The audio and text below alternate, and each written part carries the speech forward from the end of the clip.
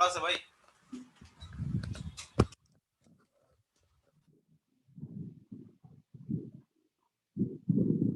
হ্যাঁ, জুবাইর ভাই আপনি স্টার্ট করে দিন।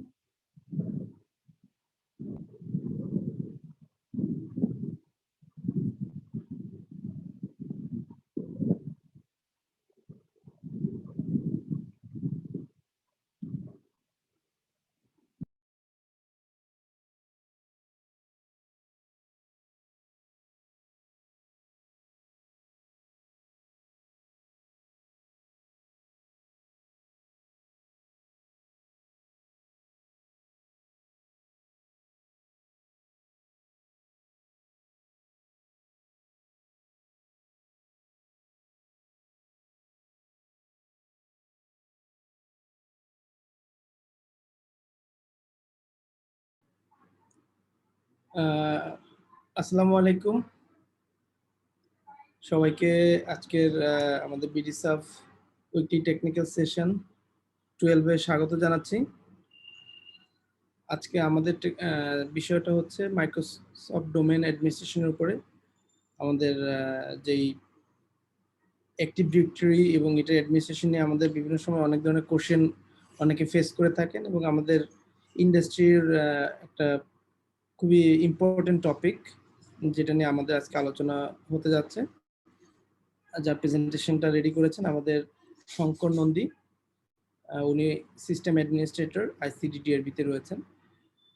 আমরা বিডিসাপের পক্ষ থেকে চেষ্টা করছি প্রত্যেক সপ্তাহে নতুন নতুন একটা গুরুত্বপূর্ণ কোনো একটা বিষয়কে সামনে নিয়ে এসে সেটাকে আলোচনা করা, এবং সেই আলোচনাগুলো যদি আমাদের কোনো কোনো ক্ষেত্রে এক বা একাধিক সেশনের মাধ্যমে সেটাকে সম্পূর্ণ করা।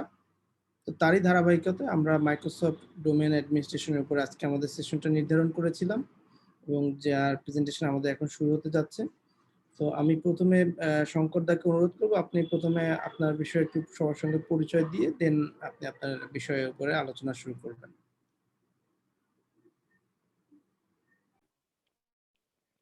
থ্যাংক ইউ জুবাইর ভাই। আমার কথা কি শোনা যাচ্ছে ঠিক মতো? জি, শোনা যাচ্ছে। জি, থ্যাংক ইউ। তো আসসালামু আলাইকুম সবাইকে। অলরেডি জুবাইর ভাই বলেছেন আমি ICDDRB-তে আছি। সো আমি বেসিক্যালি আপনাদের মতোই অনেকেরই মতো অনেকদিন ধরেই আইটি ফিল্ডের সাথে আছি, এবং অলমোস্ট প্রায় 13-14 ইয়ার্স আমি এই ফিল্ডে কাজ করছি। সো বিভিন্ন অর্গানাইজেশনে কাজ করেছি, আমরা নেটওয়ার্কসে কাজ করছি, দেন কিউবিতে ছিলাম, এখন ICDDRB-তে আছি। এর আগে কয়েকটা আইএসপি-তেও ছিলাম, আরো বেশ কয়েকটা। So that's it about my self. আমি বেসিক্যালি আজকের যেই টপিকসটা, যদিও এটা মাইক্রোসফট ডোমেইন অ্যাডমিনিস্ট্রেশন বলা হচ্ছে, আমি একটু ডিফারেন্ট অ্যাঙ্গেলে জিনিসটাকে রেডি করেছি। আমি বেসিক্যালি এটাতে সিকিউরিটি পার্সপেক্টিভটাই বেশি কনসিডারেশনে এনেছি। তো আমি চেষ্টা করব সিকিউরিটি পার্সপেক্টিভে যতটুকু আমার আইডিয়া, সেই আইডিয়াটা আপনাদের সাথে শেয়ার করতে এই প্রেজেন্টেশনের মাধ্যমে। আর ইন কেস এখানে যদি কোনো ধরনের কোয়েশ্চেন অ্যারাইজ করে, আপনারা কোয়েশ্চেন করতে পারবেন, বাট আমি এক্সপেক্ট করব যদি আপনারা শেষের দিকে করে কোয়েশ্চেনগুলো রেজ করেন, তাহলে একসাথে আনসার করতে পারবো। সো আমি স্টার্ট করছি।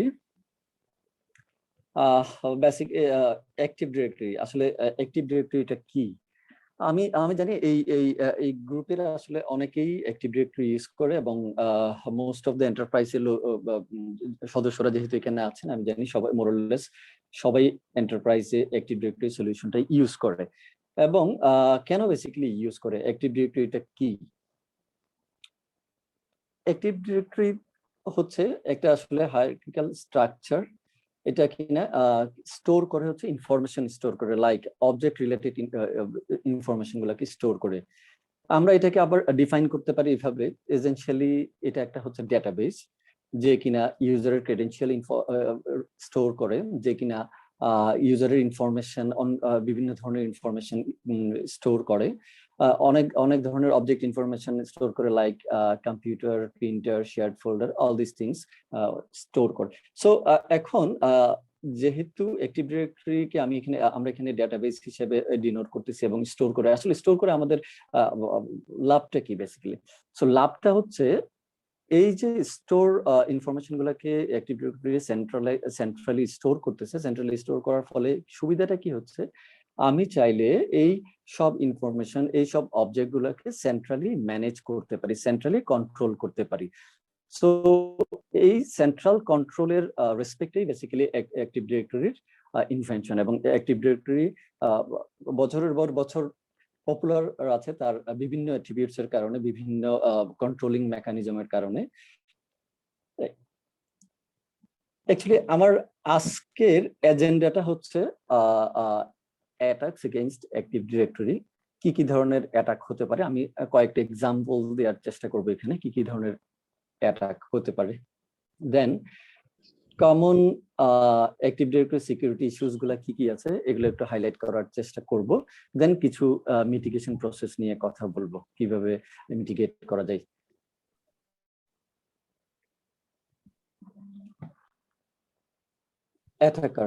অ্যাটাকারের যে রিকোয়ারমেন্ট, আসলে অ্যাটাকারের রিকোয়ারমেন্টটা কি? অ্যাটাকারের রিকোয়ারমেন্টটা হচ্ছে আসলে অ্যাকাউন্ট ক্রেডেনশিয়াল। অ্যাটাকার যে কোনো ভাবে চেষ্টা করে অ্যাকাউন্টের ক্রেডেনশিয়ালটা পাওয়ার জন্য কোনো একটা এন্টারপ্রাইজ নেটওয়ার্কে। ওয়ান্স অ্যাটাকার ক্রেডেনশিয়াল পেয়ে যায়, দেন তার নেক্সট কোর্স অফ অ্যাকশন কি? সে যখন অ্যাটাকার যখন অ্যাকাউন্টস ক্রেডেনশিয়াল পেয়ে যাচ্ছে, অ্যাকাউন্টস ক্রেডেনশিয়ালের সাথে তার অ্যাটাকারের যে ইউজারের যে রাইটস গুলো আছে, ইউজার যে প্রিভিলেজ গুলা এনজয় করে, অ্যাটাকার ডেফিনেটলি সেই প্রিভিলেজ গুলো কিন্তু এনজয় করা শুরু করে। So once attacker privilege enjoy করা শুরু করতেছে, দেন কামস অ্যাক্সেস। একটা অ্যাকাউন্টের যে ধরনের অ্যাক্সেস আছে, অ্যাটাকার যখন অ্যাকাউন্টকে হ্যাক করতে পারে, প্রিভিলেজ অ্যাক্সেস নিতে পারে, দেন তার ডিজায়ার্ড কাজটা হচ্ছে সে অ্যাক্সেসটাই বেসিক্যালি সে নেয়। তো অ্যাক্সেসের মাধ্যমে সে কি করে, সে নেক্সট কোর্স অফ অ্যাকশনে সে অ্যাক্সেস ইউটিলাইজ করে সে পরবর্তীতে প্রিভিলেজ এসকেলেশন করার চেষ্টা করে।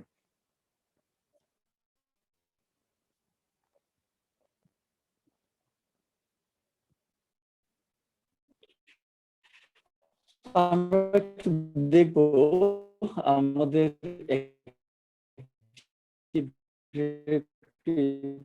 আসলে কমন যে এভিনিউজ গুলো আছে কম্প্রোমাইজ হওয়ার মতো, সেগুলো নিয়ে একটু কি কি ভাবে আমাদের কোন ইনফ্রাস্ট্রাকচার যখন কম্প্রোমাইজ এক্সপোজড হইতে পারে, এই ধরনের করে ইনফ্রাস্ট্রাকচারটা কেউ রেডি করে না। কিন্তু কি হয়, ইনফ্রাস্ট্রাকচার ইনিশিয়ালি বিল্ড করার পর আস্তে আস্তে ইনফ্রাস্ট্রাকচারে নতুন নতুন অবজেক্ট এড হয়, ইনফ্রাস্ট্রাকচারে নতুন নতুন ইনফ্রাস্ট্রাকচার এড হয়, প্রচুর পরিমাণে রিসোর্স এড হয়।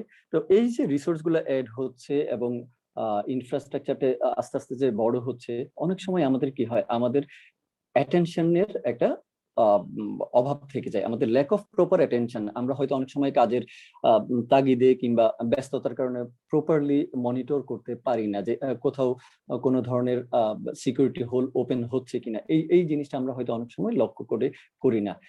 ইনফ্যাক্ট যত দিন যায় আস্তে আস্তে ইনফ্রাস্ট্রাকচারটা ম্যাচিউরড হয়, এবং ইনফ্রাস্ট্রাকচারে এটা মোরলেস সব অর্গানাইজেশনে দেখা যায় যে লিগেসি কিছু ইনফ্রাস্ট্রাকচার থেকে থাকে। আমরা পারি না লিগেসি ইনফ্রাস্ট্রাকচার গুলোকে অনেকটা অ্যাভয়েড করতে,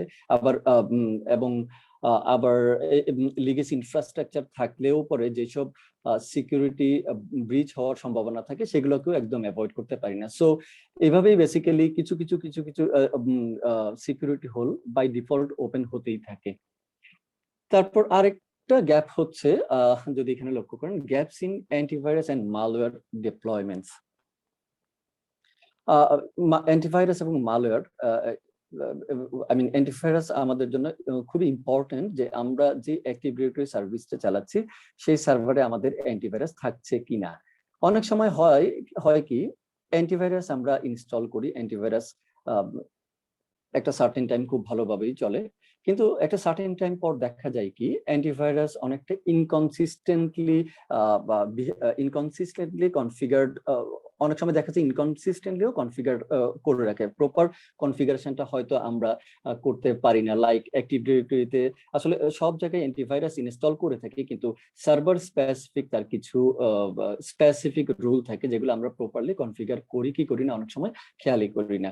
সো বিশেষ করে অ্যাডমিনের ক্ষেত্রে এটা মোরলেস আমরা জানি, সব অ্যাডমিনরা আমরা মোটামুটি চেষ্টা করি প্রপারলি কনফিগার করার, বাট স্টিল কিছু গ্যাপ থেকে যায়। অনেক সময় দেখা যায় আমরা অ্যান্টিভাইরাস ইনস্টল করেছি ফাইন, কিন্তু অ্যান্টিভাইরাস যে প্রপারলি আপডেট হচ্ছে না সেটা আমরা অনেক সময় খেয়াল করি না। সো যখন অ্যান্টিভাইরাস প্রপারলি আপডেট হয় না তখন কি হয়, সে বেসিক্যালি তার লেটেস্ট পেজগুলো পায় না। লেটেস্ট পেজগুলো না পাইলে ডেফিনেটলি সেই ইটসেলফ থাকা এবং থেকেও থাকা না থাকা অনেকটা সেম, কারণ সে স্টিল যেহেতু সে প্রপারলি প্যাচড হচ্ছে না, সো সে প্রচুর পরিমাণে ভালনারেবিলিটি নিয়ে এক্সিস্ট করতেছে। ইভেন অনেক সময় দেখা যায় আমরা আমাদের কাজের ক্ষেত্রে এরকম অনেকবার আমি নিজেও ফেস করেছি, অনেকবার বেশ কিছু প্রবলেম রিজলভ করতে গিয়ে কি করি, আমরা অ্যাক্টিভ ডিরেক্টরি থেকে অ্যান্টিভাইরাসটাকে ডিসেবল করে রাখি। সো এটা ডিসেবল করে রাখি। কিছু কিছু অ্যান্টিভাইরাস আছে যে আপনি ডিসেবল করার হয়তো একটা সার্টেন টাইপের অটোমেটিক্যালি এনেবল হয়ে যাচ্ছে, বাট অনেক অ্যান্টিভাইরাস এভাবে বিহেভ নাও করতে পারে। ইনফ্যাক্ট আমরা পার্মানেন্টলিও ডিসেবল করে রাখতে পারি। যদি আমরা পার্মানেন্টলি অ্যাক্টিভ ডিরেক্টরিতে অ্যান্টিভাইরাস ডিসেবল করে রাখি, দ্যাট মিনস কি অ্যাক্টিভ ডিরেক্টরি আসলে খুব একটা সিকিউরড অবস্থায় নেই। তার মানে তার স্টিল প্রচুর পরিমাণে হোলস আছে যেখানে যেখানে অ্যাটাক করার মতো স্কোপ পেয়ে যাবে। সো এই জায়গাগুলো আমাদেরকে বেশ কিছু প্রবলেমের মধ্যে ফেলে দেয়, কারণ আমরা প্রপারলি এনেবল করার কথাই ভুলে যাই। ইনকমপ্লিট প্যাচিং, আমাদের অ্যাক্টিভ ডিরেক্টরিটা যেই ওএস এর উপর চলে, আমরা অনেক সময় দেখা যায় ঠিক মতো প্যাচ ইনস্টল করি না। আমরা সবাই জানি মাইক্রোসফট বেসিক্যালি এভরি সেকেন্ড টিউজডেতে প্যাচ রিলিজ করে। তো আমরা অন্য কোথাও প্যাচ দিই আর না দিই, আমাদের এই যে অ্যাক্টিভ ডিরেক্টরিতে যদি আমরা রেগুলার বেসিসে প্যাচ ডেপ্লয় না করি, তাইলে এটা আমাদের জন্য একটা মারাত্মক সিকিউরিটি হোল, আমাদের জন্য একটা মারাত্মক একটা ভালনারেবল সিচুয়েশনে আমাদেরকে ফেলে দেয়। কারণ মাইক্রোসফট কেন প্যাচ রিলিজ করে?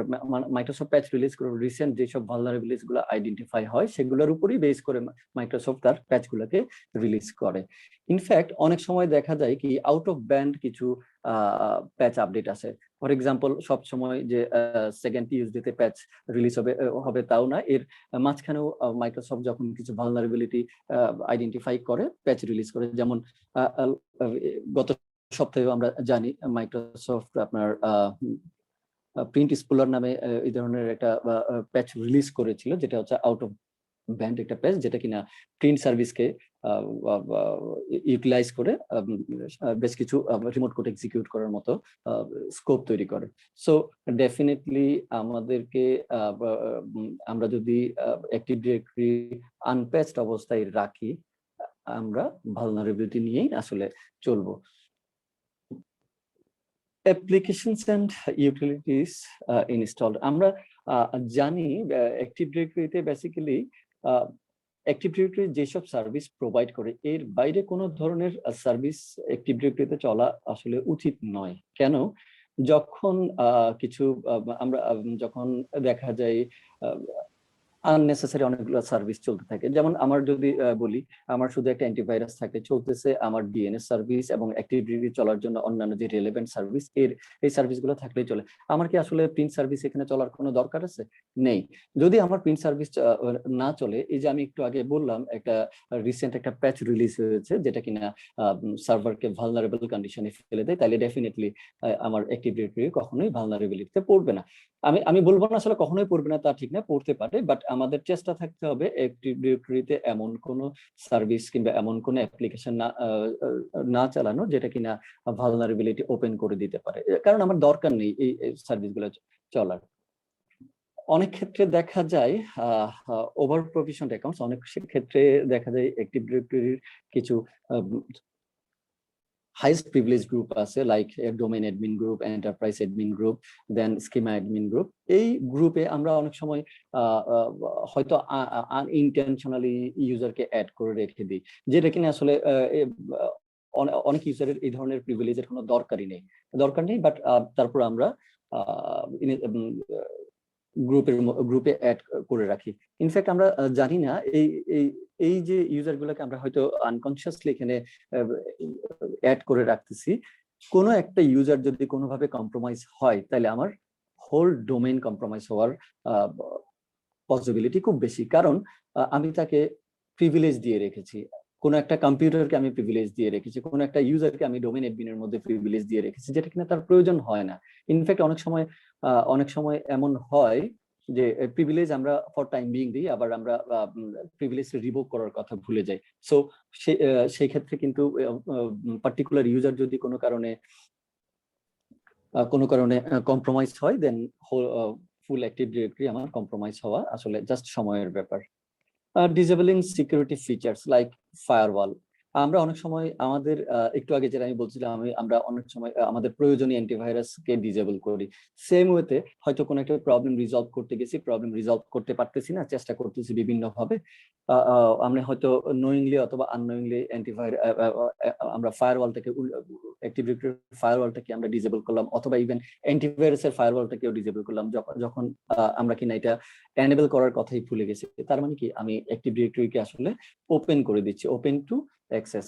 হ্যাঁ, এখন বলতে পারেন আমাদের তো পেরিমিটার ফায়ারওয়াল থাকতেই পারে, অর্গানাইজেশন গুলোতে পেরিমিটার ফায়ারওয়াল আছে। তো পেরিমিটার ফায়ারওয়াল কি করে? পেরিমিটার ফায়ারওয়াল কিছু স্পেসিফিক বাইরের অ্যাটাক গুলোকে হয়তো পেরিমিটার ফায়ারওয়াল আমাকে ব্লক করছে, কিন্তু যেসব অ্যাটাক আমাদের ইন্টারনাল অ্যাটাক, আমরা জানি অ্যাক্টিভ ডিরেক্টরির সাথে আমাদের অলমোস্ট সব কম্পিউটার, অর্গানাইজেশনাল সব কম্পিউটার গুলো কিন্তু অ্যাক্টিভ ডিরেক্টরির সাথে কমিউনিকেশন করে। সো এইসব লোকাল কম্পিউটার গুলো যদি ইফেক্টেড থাকে, সে কিন্তু অ্যাক্টিভ ডিরেক্টরির সাথে কমিউনিকেশন করে ভালনারেবল একটা সিচুয়েশনে অ্যাক্টিভ ডিরেক্টরি ফেলার মতো যথেষ্ট স্কোপ থাকে যদি আমরা ফায়ারওয়াল গুলোকে অফ করে রাখি। সো আমি এবার কয়েকটি এক্সাম্পল দেখবো কিভাবে অ্যাটাকার আমাদের অ্যাক্টিভ ডিরেক্টরি ইউজারের ক্রেডেনশিয়াল গুলোকে কম্প্রোমাইজ করতে পারে।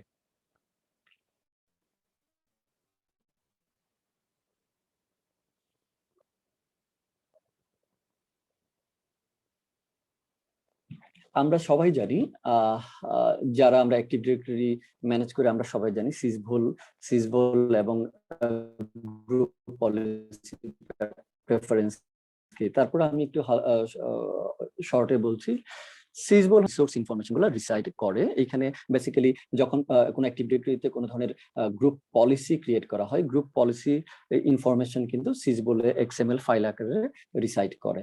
সো এবং এই সিসভোল ফোল্ডারটাতে আমাদের লগইন স্ক্রিপ্ট, আমরা যখন কোনো ধরনের লগইন স্ক্রিপ্ট ক্রিয়েট করি, এই লগইন স্ক্রিপ্টের ইনফরমেশন কিন্তু সিসভোলে রিসাইড করে। সো এই যে সিসভোল কিন্তু একটা অ্যাক্টিভ ডিরেক্টরি একটা শেয়ার্ড লোকেশন। এই শেয়ার্ড লোকেশনে কিন্তু each and every active directory ইউজারের অ্যাক্সেস থাকে। একটা অ্যাটাকার কিভাবে তার অ্যাটাকটা আসলে ইনিশিয়েট করে? ধরে নিই অ্যাটাকার কোনো একটা ফিশিং ইমেল কোনো একজন সেন্ডারকে সেন্ড করলো। এখন ফিশিং ইমেলের মাধ্যমে সেন্ডারকে দিল যে আপনি হয়তো এই লিঙ্কটাতে যান, লিঙ্কটাতে গিয়ে আপনি আপনার প্রেজেন্ট ইউজার নেম এবং পাসওয়ার্ডটা দেন এবং আপনি আপনার পাসওয়ার্ডটা চেঞ্জ করেন। জাস্ট ইউজারকে বোকা বানানোর জন্য অনেক সময় এই ধরনের কিছু ইমেল সেন্ড করে থাকে। এখন অনেক ইউজার স্মার্ট আছে, তারা এটাতে কোনো ধরনের অ্যাক্ট করে না, বাট অনেক ইউজার আছে সে বুঝতেই পারলো না এটা আসলে কোত্থেকে আসছে, হয়তো সে ফ্রম অ্যাড্রেসই খেয়াল করলো না, কিংবা অ্যাটাকার এমন ভাবে মেলটা সেন্ড করলো যে ফ্রম অ্যাড্রেস মনে হবে যেন তার ডোমেইন অ্যাডমিনিস্ট্রেটরই, তার ইমেল অ্যাডমিনিস্ট্রেটরই মেলটা সেন্ড করেছে। সো এটার উপর বেস করে ইউজার তার ইউজার নেম, পাসওয়ার্ড সবকিছু দিয়ে দিল। আবার অনেক সময় হয় কি, এমন ধরনের মেইল আসে যে কোনো একটা লিঙ্কে যেতে বলে এবং লিঙ্কে যাওয়ার পর কিছু কোড ইনস্টল, কোনো একটা সফটওয়্যার কিংবা কোনো একটা কোড ডাউনলোড করতে বলে। ওয়ান্স ইট ইজ ডাউনলোডেড, অথবা যখন ইউজার তার ইমেইলের ইউজার নেম, পাসওয়ার্ড সবকিছু দিয়ে চেঞ্জ করে নিচ্ছে, ইনস্ট্যান্টলি অ্যাটাকার ইউজারের ইনফরমেশন পেয়ে যাচ্ছে। দেন অ্যাটাকার যখন ইউজারের ইনফরমেশনটা পেয়ে যাচ্ছে, তার নেক্সট কোর্স অফ অ্যাকশন কি? Attacker next course of action হচ্ছে তার কম্পিউটারের অ্যাক্সেস গেইন করা এবং টার্গেট নেটওয়ার্কে অ্যাটাকার রিসাইড করতে শুরু করে। দেন তো ওয়ান্স টার্গেট নেটওয়ার্কে রিসাইড করা শুরু করে বেসিক্যালি তার তো আসলে কোনো একজন ইউজারের ক্রেডেনশিয়াল গেইন করাটাই তার মেইন উদ্দেশ্য না। তার হতে পারে এরকম যে এই নেটওয়ার্কে রিসাইড করার পর নেক্সট লেভেলে যাতে সে আরো কিছু ইনফরমেশন এবং আরো ডোমেইন অ্যাডমিনিস্ট্রেটর ইভেন প্রিভিলেজড ইউজারদের ক্রেডেনশিয়াল কিংবা ইনফরমেশন কিভাবে নিতে পারে সেই চেষ্টাটাই বেসিক্যালি অ্যাটাকার করতে থাকে। সো আমরা অনেক সময় হয় কি আমরা এমন কিছু গ্রুপ পলিসি তৈরি করে রাখি আমাদের অর্গানাইজেশনে, যেই গ্রুপ পলিসিগুলোতে পাসওয়ার্ড থাকে ইন এ সেন্স অনেক সময় দেখা যায় আমরা একটা গ্রুপ পলিসির এক্সাম্পল দিচ্ছি। আমরা এমন ধরনের একটা গ্রুপ পলিসি করি যে এই গ্রুপ পলিসিটা অ্যাপ্লাই হবে অর্গানাইজেশনের সব কম্পিউটারের উপর এবং এই গ্রুপ পলিসিটার উদ্দেশ্য হচ্ছে যেসব কম্পিউটার গ্রুপ পলিসিটা পেয়ে থাকবে সেসব কম্পিউটারের লোকাল অ্যাডমিনিস্ট্রেটর পাসওয়ার্ড চেঞ্জ হয়ে একটা পার্টিকুলার পাসওয়ার্ড সেট হবে। কেননা এই কাজটা করি কারণ এক একটা কম্পিউটারে যদি এক এক ধরনের পাসওয়ার্ড থাকে অ্যাডমিনিস্ট্রেটরের হয়তো ম্যানেজ করা টাফ হয়ে যায়। তো সেই কারণে অনেক সময় অ্যাডমিনরা করে কি একটা গ্রুপ পলিসি ক্রিয়েট করে গ্রুপ পলিসির মধ্যে পাসওয়ার্ড দিয়ে দেয়। যখন কম্পিউটার ওই গ্রুপ পলিসির আন্ডারে আসে তখন কম্পিউটারের পাসওয়ার্ডটা চেঞ্জ হয়ে যায়। দেন অ্যাডমিনরা সেই পাসওয়ার্ডটা দিয়ে বেসিক্যালি কম্পিউটারকে অ্যাক্সেস করতে পারে। লোকাল অ্যাডমিন প্রিভিলেজ যখন দরকার হয় সেম পাসওয়ার্ডটা দিয়ে অ্যাডমিনিস্ট্রেট করতে পারে। বাট প্রবলেমটা হচ্ছে কোথায়, এই যে গ্রুপ পলিসিতে আমি একটা পাসওয়ার্ড দিচ্ছি, এই পাসওয়ার্ডটা খুব ইজিলি রিট্রিভ করা সম্ভব। কিভাবে? আমি এখানে একটা এক্সাম্পল দেখিয়েছি। Anyone in the domain can search for Sysbol share XML files containing C password. C password যদি কেউ সার্চ করে কোন একটা XML ফাইল থেকে, যেগুলো কিনা গ্রুপ পলিসি যখন XML ফাইল হিসেবে থাকে, XML ফাইল থেকে C পাসওয়ার্ডটাকে অ্যাটাকার চাইলে রিড করতে পারে। ওয়ান্স অ্যাটাকার এই XML ফাইল থেকে C পাসওয়ার্ডটা রিড করে ফেললো, এখানে হচ্ছে C পাসওয়ার্ড, এখানে আমি দেখাচ্ছি এই C পাসওয়ার্ডটাই অ্যাটাকারের আসলে রিকোয়ারমেন্ট। দেন অ্যাটাকার কি করবে, এই XML ফাইল থেকে C পাসওয়ার্ডটা রিড করার পর অ্যাটাকার চাইলে এই পাসওয়ার্ড ডিক্রিপ্ট করা এই ফাইলটাকে ডিক্রিপ্ট করতে পারে, এই পাসওয়ার্ডটাকে ডিক্রিপ্ট করতে পারে। কিভাবে ডিক্রিপ্ট করতে পারে? এরকম আসলে বেশ কিছু অনলাইনে কোড পাওয়া যায় যেগুলো দিয়ে আমরা চাইলেই পাসওয়ার্ড ফাইল XML ফাইল থেকে পাসওয়ার্ড হ্যাশটাকে নিয়ে পাসওয়ার্ডটাকে ডিক্রিপ্ট করতে পারি। এখানে একটা আমি এক্সাম্পল দেখাচ্ছি। যেমন এই হ্যাশটাকে এই ভ্যালুটাকে যখন ডিক্রিপ্ট করলো, সুপার এট সিকিউর পাসওয়ার্ড নামে পাসওয়ার্ডটা পেয়ে গেল। ইনফ্যাক্ট আরো একভাবে করা যায়। আমি যদি গেট জিপিপি পাসওয়ার্ড নামে একটা শেল স্ক্রিপ্ট আছে, এই শেল স্ক্রিপ্টটাও যদি আমি কোনো একটা সার্ভারে ইনস্টল করি কিংবা কোনো একটা লোকাল পিসিতেও ইনস্টল করি, আমি চাইলে এই XML ফাইল থেকে আমি পাসওয়ার্ডটাকে রিট্রিভ করতে পারবো like this. In fact Kali Linux দিয়েও কিন্তু আমরা চাইলে এই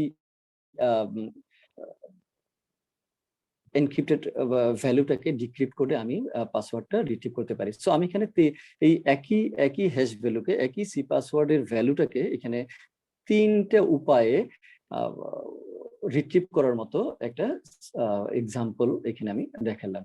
হ্যাঁ, সো এটার আসলে মিটিগেশন, এটা আমরা কিভাবে মিটিগেট করতে পারি। সো আমরা যদি এভাবে চিন্তা করি, আমরা এমন কোনো গ্রুপ পলিসি ক্রিয়েট করব না যেটাতে কিনা কোনো ধরনের পাসওয়ার্ড থাকতে পারে। যদি গ্রুপ পলিসিতে কোনো ধরনের পাসওয়ার্ড না থাকে, তাহলে আমরা এই ধরনের অ্যাটাক হওয়ার সম্ভাবনা হাত থেকে আমরা নিজেদের অর্গানাইজেশন সেভ করতে পারবো। ইভেন যদি এমন কোনো ফাইলেও পাসওয়ার্ড আমরা দিয়ে থাকি, কোনো ধরনের স্ক্রিপ্ট ইউজ করে থাকি, যে স্ক্রিপ্টে কোনো ধরনের পাসওয়ার্ড থাকে, সেখানে আমরা এই ধরনের কোনো পাসওয়ার্ড দেব না। কারণ সিসবলে যদি কোনো ফাইল থাকে, ফাইলে যদি পাসওয়ার্ড থাকে, এটা ইজিলি যে কেউ রিড করতে পারে।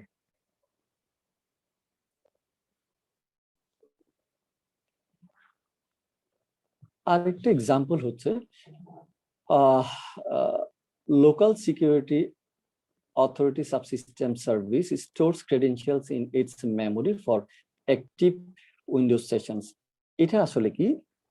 এটা হচ্ছে বেসিক্যালি যখন কোনো ইউজার কোনো কম্পিউটারে অথেন্টিকেট করে এবং সে যখন কোনো সার্ভিস রান করে তার বিভিন্ন ধরনের ক্রেডেনশিয়ালস থাকে ইউজারের, সেই ক্রেডেনশিয়ালস গুলো বেসিক্যালি lss.exe মেমোরিতে বেসিক্যালি স্টোর করে। lss.exe মেমোরিতে স্টোর করে এবং এই স্টোরড পাসওয়ার্ডটাকে কিন্তু চাইলে খুব ইজিলি ডিক্রিপ্ট করা, এই পাসওয়ার্ডটাকে কিন্তু খুব ইজিলি কিন্তু ক্র্যাক করা সম্ভব হয়। কিভাবে? এখানে আমি একটা আপনারা দেখবেন এখানে mimikatz.exe নামে একটা সফটওয়্যারের কথা আমি বলেছি, একটা অ্যাপ্লিকেশন বেসিক্যালি। এটা কিন্তু খুব রোবাস্ট একটা অ্যাপ্লিকেশন যেটা কিনা যে কোনো এটা দিয়ে বেসিক্যালি আমরা কি করতে পারি, এটা এই মিমকাটস অ্যাপ্লিকেশনটা দিয়ে আমরা যে কোনো ধরনের NTLM হ্যাশ থেকে কিন্তু আমরা এটাকে কনভার্ট করে পাসওয়ার্ডটাকে রিট্রিভ করতে পারি। সো কোনো একটা ইউজার কোনো একটা কম্পিউটারে রিসাইড করতেছে এবং সে চেক করতেছে ইউজারের অ্যাক্টিভিটিস কি, ইউজারের বিহেভিয়ার কি, ইউজার কি কাজ করে। তো এখন এই কম্পিউটারে আর কোন ইউজার অথেন্টিকেট করতেছে কিনা, তো ইউজারের জানা দরকার তাদের পাসওয়ার্ড গুলা কি, কিভাবে তাদের পাসওয়ার্ড, কোনো প্রিভিলেজড ইউজার যদি এখানে লগ ইন করে তার উদ্দেশ্য থাকে আসলে প্রিভিলেজড ইউজারের ক্রেডেনশিয়াল কিভাবে সে রিট্রিভ করতে পারে। সো কোনো কারণে যদি কোনো একটা প্রিভিলেজড ইউজার কোনো একটা এফেক্টেড পিসিতে অথেন্টিকেট করে এবং কোন ধরনের কাজকর্ম করে থাকে, এই অ্যাটাকার কিন্তু টার্গেট করে সেই প্রিভিলেজড ইউজার গুলাকে, তাদের কাছ থেকে কিভাবে ক্রেডেনশিয়ালটাকে রিট্রিভ করতে পারে। সো মিমকাটস অ্যাপ্লিকেশনটা ইউজ করে আমরা ইউজারের মেমোরি থেকে পার্টিকুলার হোস্টের মেমোরি থেকে আমরা ক্রেডেনশিয়াল রিট্রিভ করতে পারি। এবং আমাদের উদ্দেশ্য হচ্ছে basically ইউজারের the following commands can grant current account permissions and debug আচ্ছা, ইউজারের বেসিক্যালি NTLM হ্যাশ যদি আমি রিট্রিভ করতে পারি দেন কিন্তু আমি ইউজারের পাসওয়ার্ডটাকে পেয়ে যাব। কিভাবে? এখানে দেখেন, আমি যদি মিমকাটস সফটওয়্যারটাকে অ্যাপ্লিকেশনটাকে মেমোরিতে রান করি এবং মিমকাটস সফটওয়্যার অ্যাপ্লিকেশনটা থেকে যদি আমি NTLM হ্যাশটাকে রিট্রিভ করতে পারি, এই NTLM হ্যাশটাকে যদি আমি একটু দেখাচ্ছি NTLM হ্যাশটাকে কি করি। ফর এক্সাম্পল এই NTLM হ্যাশটা আমি রিট্রিভ করলাম,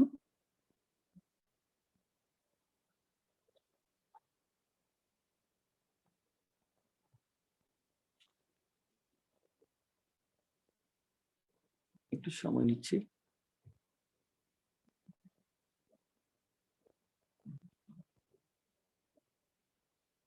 আমি যে NTLM হ্যাশটা রিট্রিভ করলাম, দেখেন আমি যদি এটা এখানে পেস্ট করি,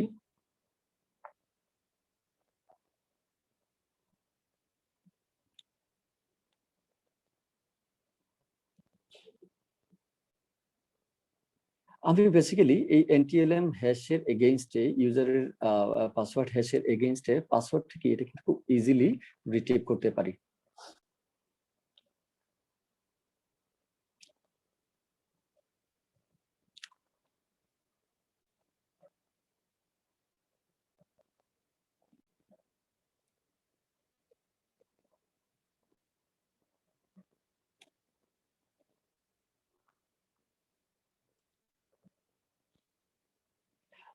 আচ্ছা, আমি যে এক্সাম্পল গুলো দিচ্ছি আমাকে কি একটু রেসপন্স করবেন? আমার এই এক্সাম্পল গুলো বোঝা যাচ্ছে কিনা? যদি কোনো কনফিউশন থাকে আমাকে কোয়েশ্চেনও করতে পারেন হয়তো। খুব সুন্দর বোঝা যাচ্ছে।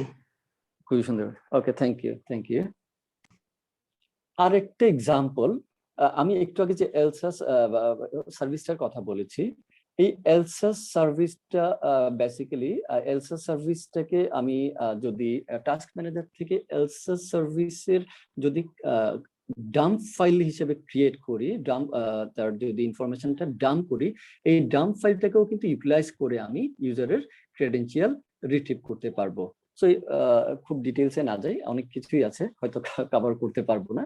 তো জাস্ট 3টে এক্সাম্পল দেখালাম যে কিভাবে আসলে পাসওয়ার্ডটাকে রিট্রিভ করা সম্ভব। কিছু common active directory security issue নিয়ে এখন ডিসকাস করব। Common local administrator password. একটু আগে আমি যে কথাটা বললাম, আমরা অনেক সময় অ্যাডমিনরা করে কি যে সব পিসি গুলাকে কন্ট্রোল করার জন্য সব পিসি গুলাতে লোকাল অ্যাডমিনিস্ট্রেটর পাসওয়ার্ডটাকে আমরা অনেক সময় একটা কমন পাসওয়ার্ড রেখে দিই। সো কমন পাসওয়ার্ড রেখে দেওয়ার ফলে কি হয়, আমরা যখনই কোনো পিসিতে যদি লোকালি অ্যাডমিনিস্ট্রেট করতে চাই তখন আমরা বেসিক্যালি সেম পাসওয়ার্ডটা দিয়ে আমরা লগ ইন করতে পারি। এখন কোনো কারণে যদি কোনো একটা কম্পিউটার কম্প্রোমাইজ হয়ে যায়, কোন একটা কম্পিউটার কম্প্রোমাইজ হয়ে যায়, এই যে আগের যে এক্সাম্পল গুলো দিলাম, 3টা এক্সাম্পল, যদি কোনো কারণে যদি ইউজার কোনো কারণে যদি ইউজারকে পাসওয়ার্ড ক্র্যাক করে, দেন সেই ইউজার যদি সামহাউ লোকাল অ্যাডমিনিস্ট্রেটিভ প্রিভিলেজ পেয়ে যায়, তার মানে তার ইউজার নেম জানা আছে, পাসওয়ার্ড জানা আছে, এবং সে জানে যে এই পাসওয়ার্ডটা মোটামুটি কমনলি সব লোকাল অ্যাডমিনে ইউজ করা হতে পারে। হ্যাঁ, অ্যাটাকার এটা কমনলি চিন্তাই করে থাকে এইভাবে। দেন অ্যাটাকার কি করবে, নেটওয়ার্কে যতগুলা কম্পিউটার আছে অ্যাটাকার চেষ্টা করবে সব কম্পিউটার গুলাকে অথেন্টিকেট করার জন্য, যেহেতু পাসওয়ার্ড সেম। তাইলে আমি চাই না সব কম্পিউটারের লোকাল অ্যাডমিনিস্ট্রেটর পাসওয়ার্ড সেম হোক। যদি আমি সেম না রাখতে পারি তাইলে কি হবে, যদি আমি সেম না রাখতে পারি তাহলে আমি কিছুটা সেফ, যে একটা কম্পিউটার হয়তো আমার কম্প্রোমাইজ হলো, সেই ক্রেডেনশিয়াল দিয়ে অ্যাটাকার অন্য কোনো কম্পিউটারকে অ্যাটাক করতে পারলো না। But from administrator point of view, আমাদের পক্ষে কি সম্ভব এতগুলা কম্পিউটারের নিউমারাস টাইপস অফ পাসওয়ার্ড মনে রাখা? এটার মিটিগেশন প্রসেসটা হচ্ছে মাইক্রোসফট ল্যাবস। মাইক্রোসফট ল্যাবস হচ্ছে এমন একটা সার্ভিস, ভেরি ইন্টারেস্টিং একটা সার্ভিস, যেটা কিনা রেসপন্সিবল ফর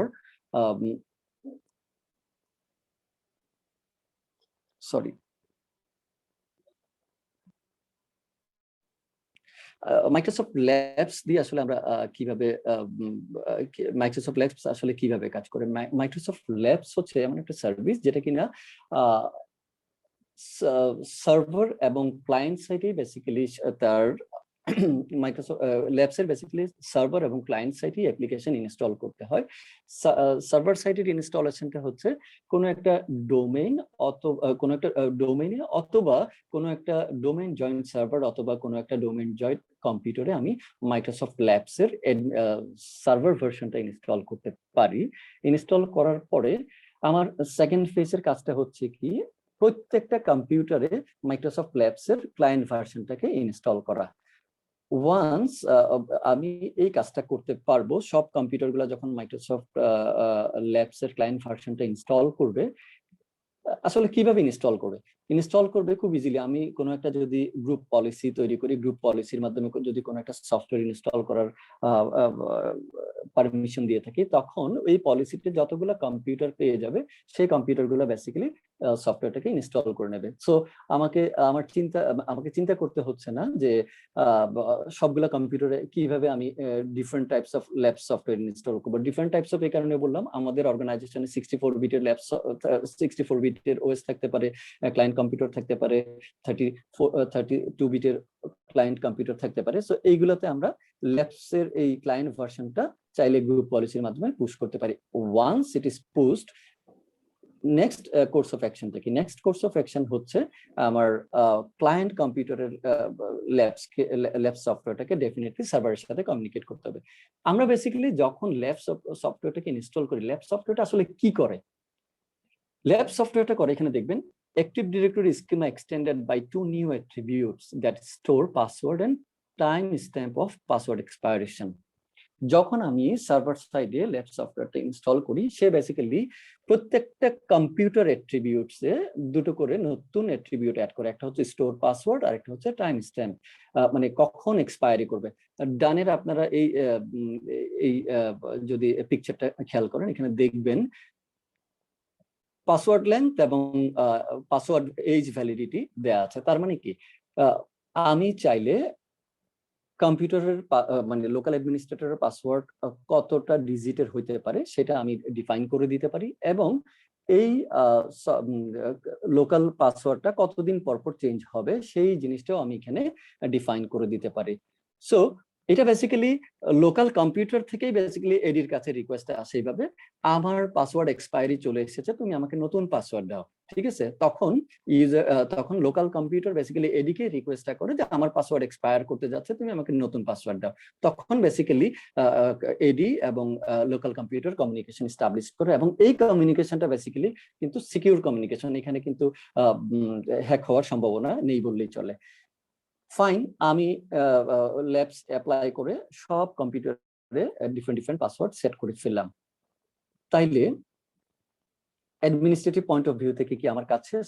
না, আমার কাজ হচ্ছে কি, আমি যেহেতু প্রত্যেকটা কম্পিউটারে different local administrator password set করতে পেরেছি, এখন আমার উদ্দেশ্য হচ্ছে এই পাসওয়ার্ড গুলা যাতে আমার হেল্প ডেস্ক অ্যাডমিন দেখতে পারে, কারণ বেসিক্যালি অ্যাডমিন ডিরেক্টলি গিয়ে কিন্তু ইউজারকে সাপোর্ট দেয় না, হেল্প ডেস্ক অ্যাডমিনই কিন্তু ইউজার এন্ডের সাপোর্ট গুলাকে এনশিওর করে। তাইলে কি করা যায়, ইউজার কম্পিউটার গুলা তো পার্টিকুলার কোনো একটা অর্গানাইজেশনাল ইউনিটে থাকে। সো আমি ল্যাবসের এখন আমাকে কি করতে হবে, আমার ল্যাবস ইউজ করে যাতে আমার হেল্প ডেস্ক অ্যাডমিন পার্টিকুলার কম্পিউটারের পাসওয়ার্ড রিট্রিভ করতে পারে, আমাকে পার্টিকুলার ওইউ ধরে হেল্প ডেস্ক অ্যাডমিনকে অ্যাক্সেস দিতে হবে যে এই ওইউতে যতগুলা কম্পিউটার আছে এই কম্পিউটার গুলার লোকাল অ্যাডমিন পাসওয়ার্ড যাতে হেল্প ডেস্ক অ্যাডমিন দেখতে পাই।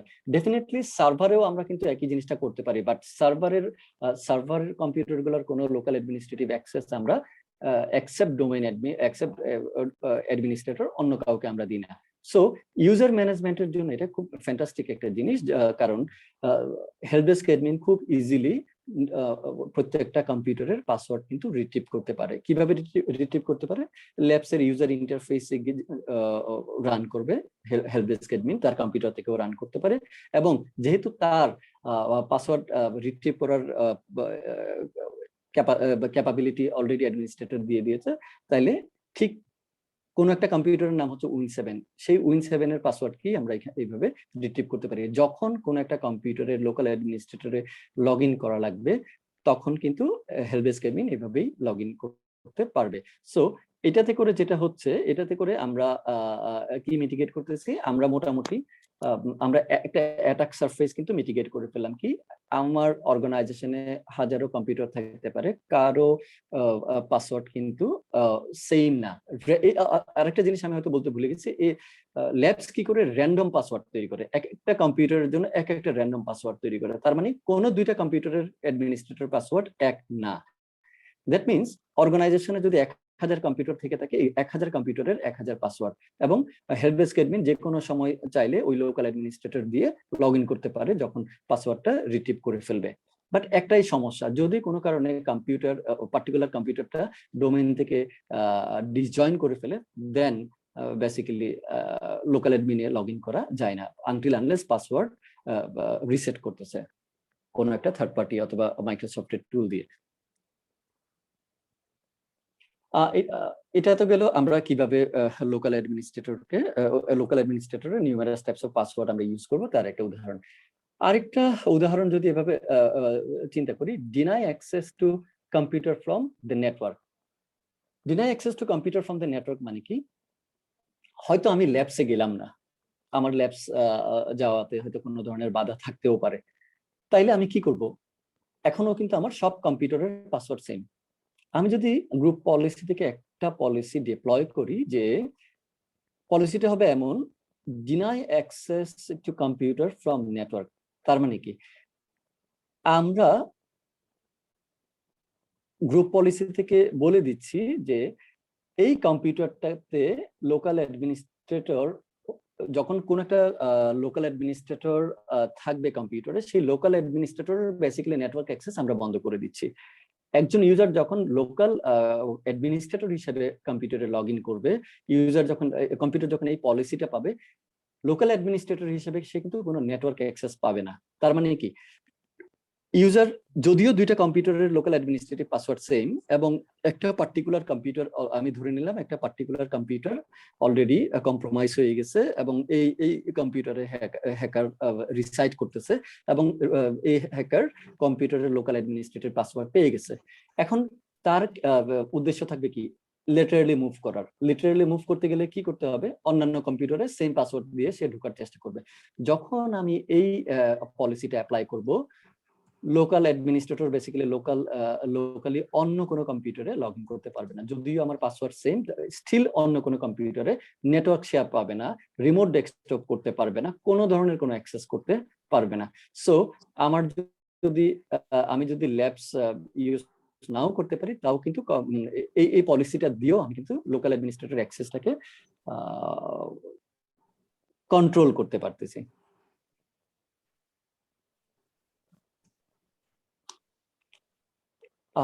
আরেকটা কমন ইস্যুস হচ্ছে network security LAN manager authentication level. LAN manager authentication লেভেলটা আসলে কি? বেসিক্যালি আমাদের যে লোকাল কম্পিউটার গুলো আছে, লোকাল কম্পিউটার গুলো যখন ডোমেনে জয়েন হয়, সেই পার্টিকুলার কিছু অথেন্টিকেশন মেকানিজম ইউজ করে।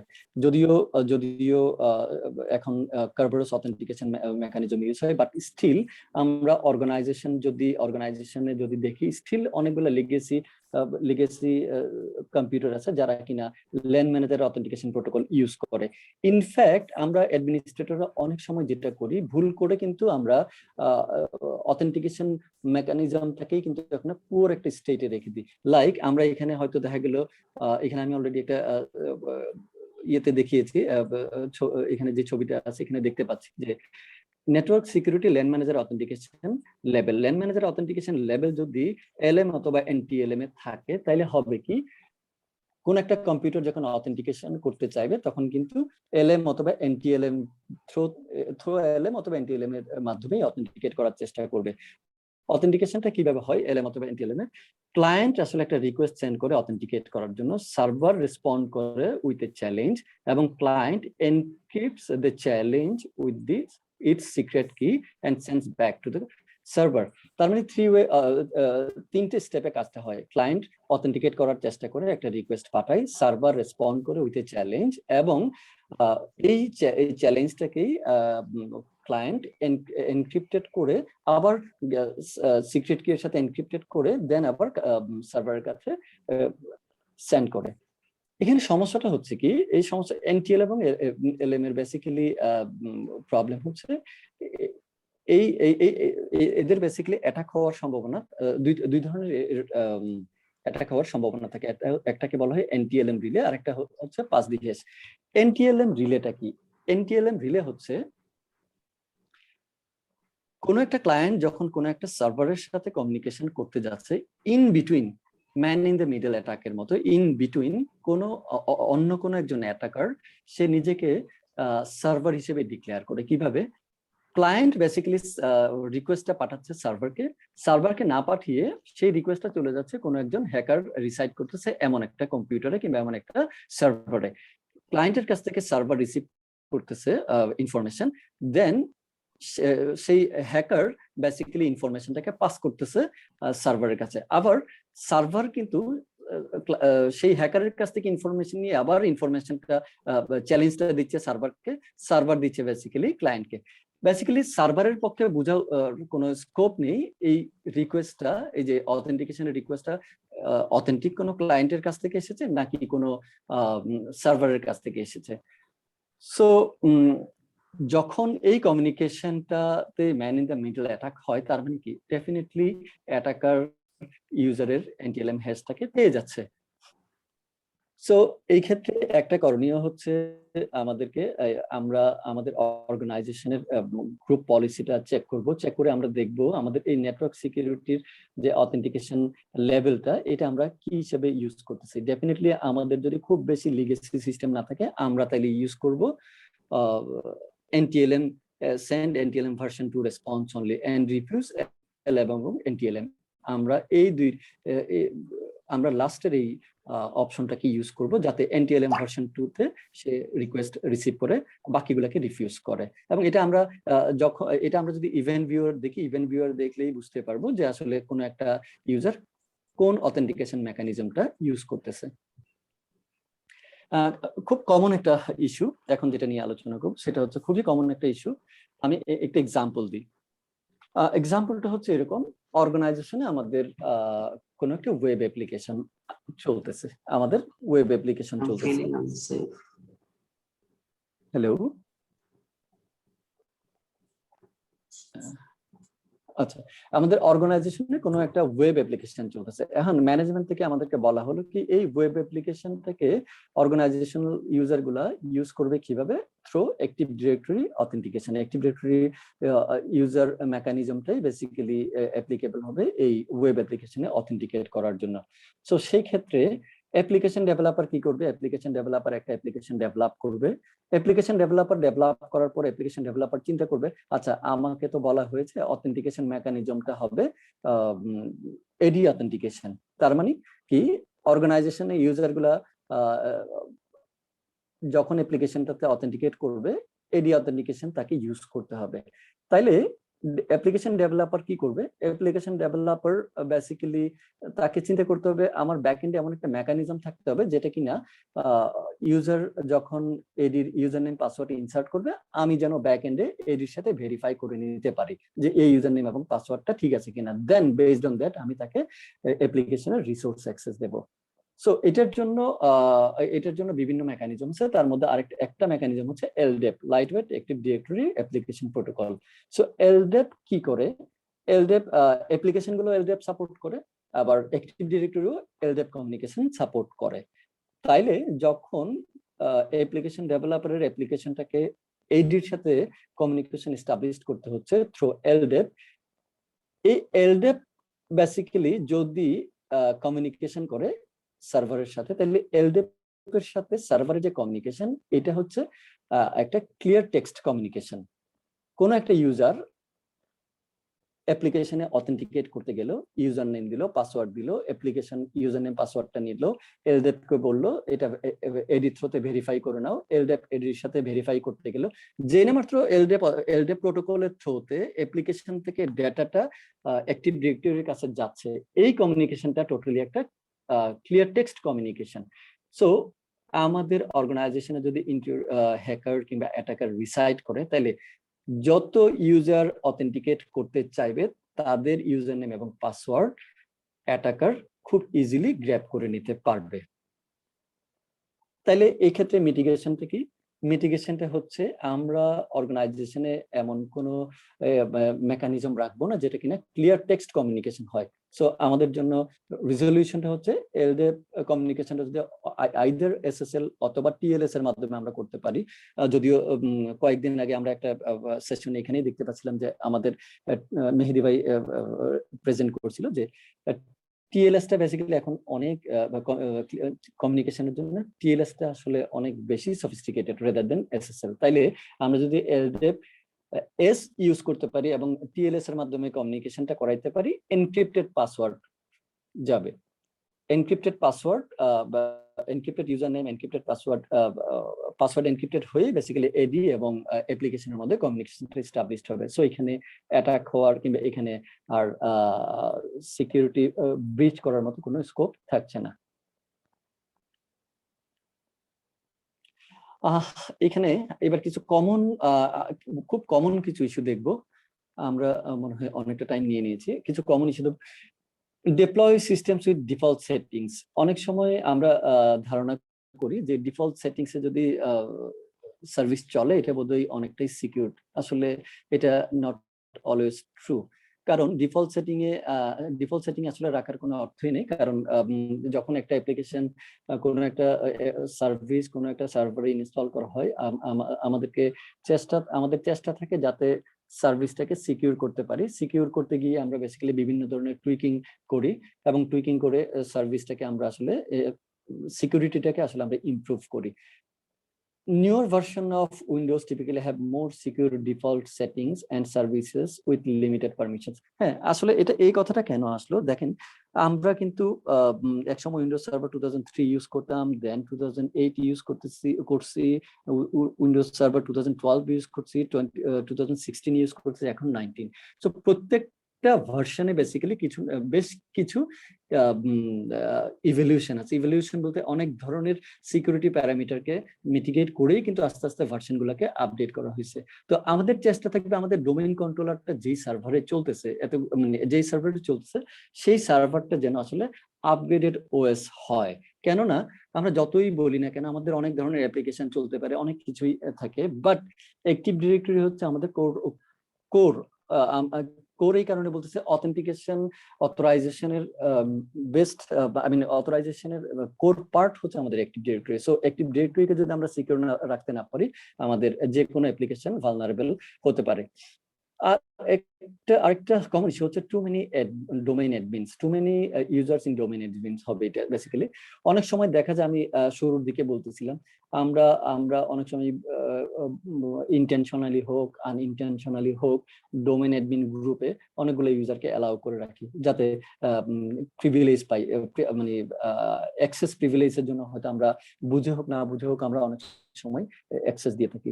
But ultimately domain admin group বলি, এন্টারপ্রাইজ অ্যাডমিন গ্রুপ বলি, স্কিমা অ্যাডমিন গ্রুপ বলি, এগুলাতে আসলে খুব একটা কারো অ্যাক্সেস দরকার হয় না, rather than super admin. Super admin হচ্ছে এন্টারপ্রাইজ অ্যাডমিন একজন, এন্টারপ্রাইজ অ্যাডমিনের ডোমেইন অ্যাডমিন একজন এবং স্কিমা অ্যাডমিন, এইগুলাতে বেসিক্যালি একের অধিক ইউজারের কোনো অ্যাক্সেস দরকার হয় না। কারণ ডোমেইন অ্যাডমিন যিনি ওনার কিন্তু সব ধরনের অ্যাক্সেস থাকতেছে, অর্গানাইজেশনের ফুল অ্যাডমিনিস্ট্রেটিভ কন্ট্রোল কিন্তু তার কাছে থাকতেছে।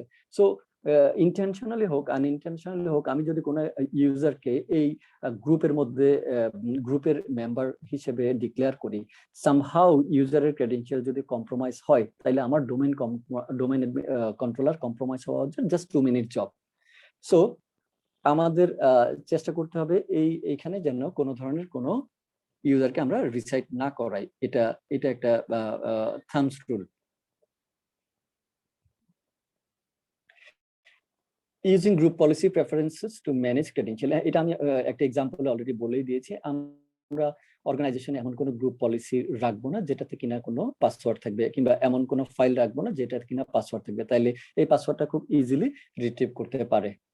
Running non essential roles and services on domain controller.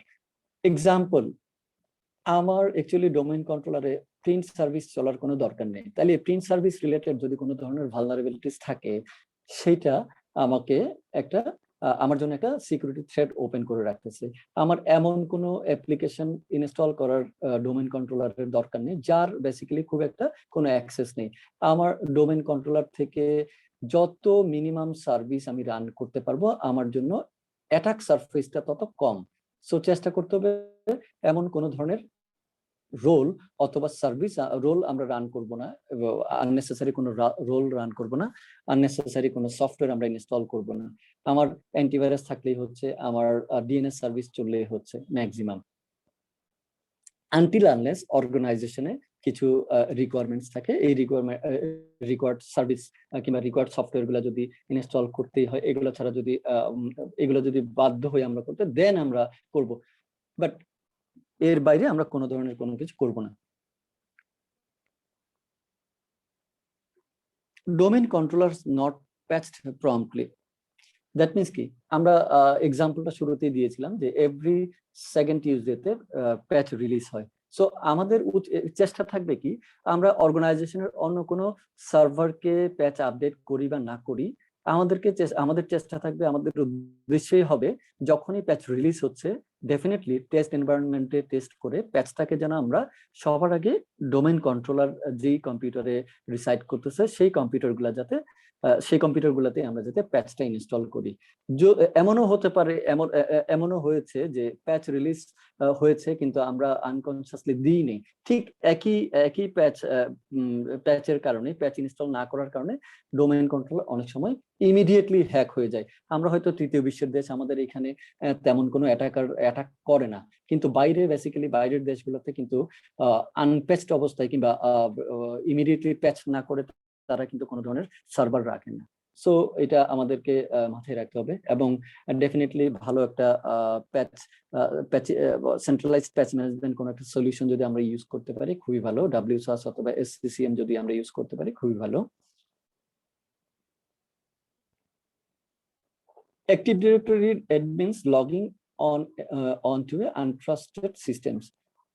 আমি একজন অ্যাডমিন, দেখা গেল আমি কোনো একটা কম্পিউটারে কাজ করতেছি, কোন একটা ইউজার কম্পিউটারে হয়তো কাজ করতেছি, হয়তো আমার নিজের কম্পিউটারেই কাজ করতেছি, কোনো কারণে আমার অ্যাডমিনিস্ট্রেটিভ রাইটস, কোন একটা সফটওয়্যার ইনস্টল করার প্রয়োজন হলো, আমার একটা অ্যাডমিনিস্ট্রেটিভ রাইটস দরকার, আমার জানা আছে অ্যাডমিনিস্ট্রেটিভ ক্রেডেনশিয়াল কি, আমি ওই ক্রেডেনশিয়াল দিয়েই সফটওয়্যারটা ইনস্টল করে ফেললাম। বাট আমি জানি না আমার এই কম্পিউটার এজ এন অ্যাডমিন, আমার এই কম্পিউটার এখন এই কম্পিউটারে কোনো ম্যালিশিয়াস কোড রান আছে কিনা, আমি জানি না অলরেডি কোনো হ্যাকার আমার এই কম্পিউটারকে মনিটর করছে কিনা। যেই না মাত্র আমি আমার এই কম্পিউটারে আমি ডোমেইনের অ্যাডমিনিস্ট্রেটর দিয়ে কোনো একটা সফটওয়্যার ইনস্টল করলাম, আমার ক্রেডেনশিয়াল কিন্তু অ্যাটাকার পেয়ে গেল। সো আমরা এমন কোনো কাজ করব না অ্যাজ এন অ্যাডমিন, আমরা অ্যাডমিনিস্ট্রেটর পাসওয়ার্ডকে এক্সেপ্ট ডোমেইন কন্ট্রোলার, আমরা কোনো জায়গায় এই পাসওয়ার্ডটাকে আমরা কখনোই ইউজ করব না। আমরা যখন ইউজ করব আমরা কিন্তু নিজেদের বিপদ নিজেরাই ডাকবো। সো তারপর হচ্ছে not monitoring admin group membership. একটু আগে যেটা বললাম, অনেক সময় অর্গানাইজেশনে দেখা যায় কোনো কারণে কোনো ভেন্ডর আসলো, মানে পার্টনার আসলো, পার্টনার বললো এই সফটওয়্যারটা ইনস্টল করতে হবে কিংবা এই অ্যাপ্লিকেশনটা ইনস্টল করতে হবে, এই অ্যাপ্লিকেশনটা আপনি যদি অ্যাডমিনিস্ট্রেটিভ প্রিভিলেজ দিয়ে ইনস্টল করেন, কিংবা আমি একটা ইউজার দিচ্ছি, এই ইউজারটাকে ফর টাইম বিং আপনি অ্যাডমিনিস্ট্রেটিভ প্রিভিলেজ দেন আমি সফটওয়্যারটা ইনস্টল করে দিই। আমরা দিলাম, পার্টনারের জন্য একটা ইউজার ক্রিয়েট করলাম, ইউজার ক্রিয়েট করে অ্যাডমিন গ্রুপে জয়েন করালাম, জয়েন করে ইউজারকে সফটওয়্যারটা ফ্লুয়েন্টলি ইনস্টল করতে দিলাম। কারণ আমরা জানি যদি ডোমেইন অ্যাডমিন গ্রুপে ইউজারের মেম্বারশিপ দিয়ে থাকি, ওই ইউজার বেসিক্যালি যে কোনো ধরনের প্রিভিলেজ পেয়ে যাবে এবং সফটওয়্যার ইনস্টল করতে পার্টিকুলার সার্ভারে তার কোনো প্রবলেম হবে না। এবং পার্টনাররাও অ্যাকচুয়ালি এই অপরচুনিটিটা চাই, উইথ ডিউ রেসপেক্ট। এটা আসলে কাউকে ছোট করার জন্য না, এটা একটা প্র্যাকটিক্যাল এক্সাম্পল। তো আমি যখন ইউজারকে পার্টনারকে ইনস্টল করতে দিলাম, সফটওয়্যারটা ইনস্টল, পার্টনারের কাজ শেষ করে চলে গেল, বাট আমি ভুলে গেলাম ইউজারটাকে সেই অ্যাডমিন গ্রুপ থেকে রিমুভ করার জন্য ভুলে গেলাম। কোনো কারণে এই পার্টনারের এই ইউজারটা যদি কোনো কারণে কম্প্রোমাইজ হয়ে যায়, তাহলে কিন্তু আমার অর্গানাইজেশন ভালনারেবল, আমার অ্যাক্টিভ ডিরেক্টরি ভালনারেবল। তাইলে এর জন্য কি দরকার? রেগুলার বেসিসে আমাদের আসলে মনিটরিং করা দরকার, যে এখানে আমাদের যে ইউজার গ্রুপগুলো আছে, প্রিভিলেজড ইউজারের যে গ্রুপগুলো আছে, এই গ্রুপগুলোতে কারা কারা আছে, হ্যাঁ, কাদের কি অ্যাক্সেস। ইভেন অনেক সময় হয় এরকম অর্গানাইজেশন থেকে অ্যাডমিন লিভ করে, বাট অ্যাডমিন লিভ করার পর আমরা অ্যাডমিনকে সেকেন্ড কোনো অ্যাডমিন কিন্তু আগের অ্যাডমিনের কোনো ইনফরমেশন না ডিলিট করেছে, না ডোমেইন থেকে ডিলিট করে দিয়েছে, না ডোমেইন অ্যাডমিন গ্রুপ থেকে রিমুভ করে দিয়েছে, তাহলে কি স্টিল আমরা একটা ভালনারেবিলিটি নিয়ে চলবো। দেন হচ্ছে কি no automatically removing not automatically removing inactive stale user। হ্যাঁ, যেটা বলতেছিলাম, অনেক সময় অর্গানাইজেশন থেকে অনেকগুলো ইউজার চলে যায়, বাট আমরা ইউজারের ইনফরমেশন গুলা কিন্তু অ্যাক্টিভ ডিরেক্টরি থেকে প্রপারলি রিমুভ করি না। হয়তো আমরা করব, পরবর্তীতে একটা করব বলে রেখে দিই, করা হয়ে থাকে না। এখন আমার যে ইউজার অর্গানাইজেশনে নেই, সেই ইউজারের আমি ইউজার ইনফরমেশন কে আমি কোনো কিছুই করলাম না, ইউজারের সেই ইনফরমেশন রয়ে গেল স্টিল। কোনো কারণে যদি এই ইউজারের ক্রেডেনশিয়াল কম্প্রোমাইজ হয়, তাহলে বেসিক্যালি আমরাই liable, because as an admin আমি অলরেডি ইনফর্মড, কিন্তু আমি ইনফর্মড হয়েও আমি ইউজারের ইনফরমেশন গুলো অ্যাক্টিভ ডিরেক্টরি থেকে রিমুভ করিনি। তাহলে আমাদেরকে এই কাজগুলো ইনস্ট্যান্টলি করতে হবে, যে কোনো ইউজার যদি অর্গানাইজেশন লিভ করে তার ইনফরমেশন গুলো আমরা ইনস্ট্যান্টলি রিমুভ করব। আরেকটা কমন ইস্যু হচ্ছে ডোমেইন কন্ট্রোলারের অনেক সময় দেখা যায় উইন্ডোজ ফায়ারওয়াল এনেবল করি, কিন্তু প্রপারলি কনফিগার করা থাকে না, অথবা অনেক সময় দেখা যায় উইন্ডোজ ফায়ারওয়াল আমরা ডিসেবল করে রাখি। সো ডেফিনেটলি এটা করা যাবে না, ফায়ারওয়াল এনেবল রাখতে হবে, হয় উইন্ডোজ ফায়ারওয়াল অথবা অ্যান্টিভাইরাসের ফায়ারওয়াল অ্যাক্টিভ রাখতে হবে। আর অনেক সময় আরেকটা এখানে আমি হয়তো মেনশন করতে ভুলে গেছি, আমাদেরকে এই চিন্তা ভাবনাটা থাকতে হবে, অ্যাক্টিভ ডিরেক্টরিতে বেসিক্যালি ইন্টারনেট অ্যাক্সেস রাখা যাবে না। তো যেহেতু অ্যাক্টিভ ডিরেক্টরি আসলে ইন্টারনেট অ্যাক্সেস খুব একটা দরকার হয় না, তাইলে আননেসেসারি আমি অ্যাক্টিভ ডিরেক্টরি গুলোতে ইন্টারনেট রেখে ভালনারেবিলিটিটা ওপেন রাখবো না। হ্যাঁ, আর আরেকটা ব্যাপার হচ্ছে, দেখেন এখানে আমি একটা জিনিস বলেছি, change change default password of the application that manage AD. অনেক সময় অনেক অর্গানাইজেশন দেখা যায়, ফর এক্সাম্পল সোলারউইন্ডস অথবা ম্যানেজ ইঞ্জিন এডি ম্যানেজার দিয়েও অ্যাক্টিভ ডিরেক্টরি ম্যানেজ করে। তার মানে কি, একটা সফটওয়্যার দিয়ে আপনি হোল এডিটাকে ম্যানেজ করতেছেন। এখন সামহাও যে সফটওয়্যারটা দিয়ে আমি এডিকে ম্যানেজ করতেছি, সামহাও আমি যদি এই সফটওয়্যারের ডিফল্ট পাসওয়ার্ড যদি আমি চেঞ্জ না করি, আমি ভুলে গেলাম আমি চেঞ্জ করতে, ইউজুয়ালি সবাই এটা করে, বাট আমি ইন কেস আমি যদি এই পাসওয়ার্ডটা চেঞ্জ না করি, তাহলে কি, তাহলে আমি পুরোপুরি ভালনারেবল কন্ডিশনে আছি। কারণ হ্যাকার কিংবা অ্যাটাকার যদি এই অ্যাপ্লিকেশনটার অ্যাক্সেস পায়, তাহলে সে আপনার ফুল অ্যাক্টিভ ডিরেক্টরির অ্যাক্সেস পেয়ে গেল। সিকিউর অ্যাডমিনিস্ট্রেটিভ হোস্ট, এখানে হচ্ছে আমরা অ্যাডমিনিস্ট্রেটররা বেসিক্যালি কিভাবে ডোমেইনকে কানেক্ট করব, কিভাবে ডোমেইনকে অ্যাডমিনিস্ট্রেট করব, কোন কম্পিউটার থেকে ডোমেইনকে অ্যাডমিনিস্ট্রেট করব।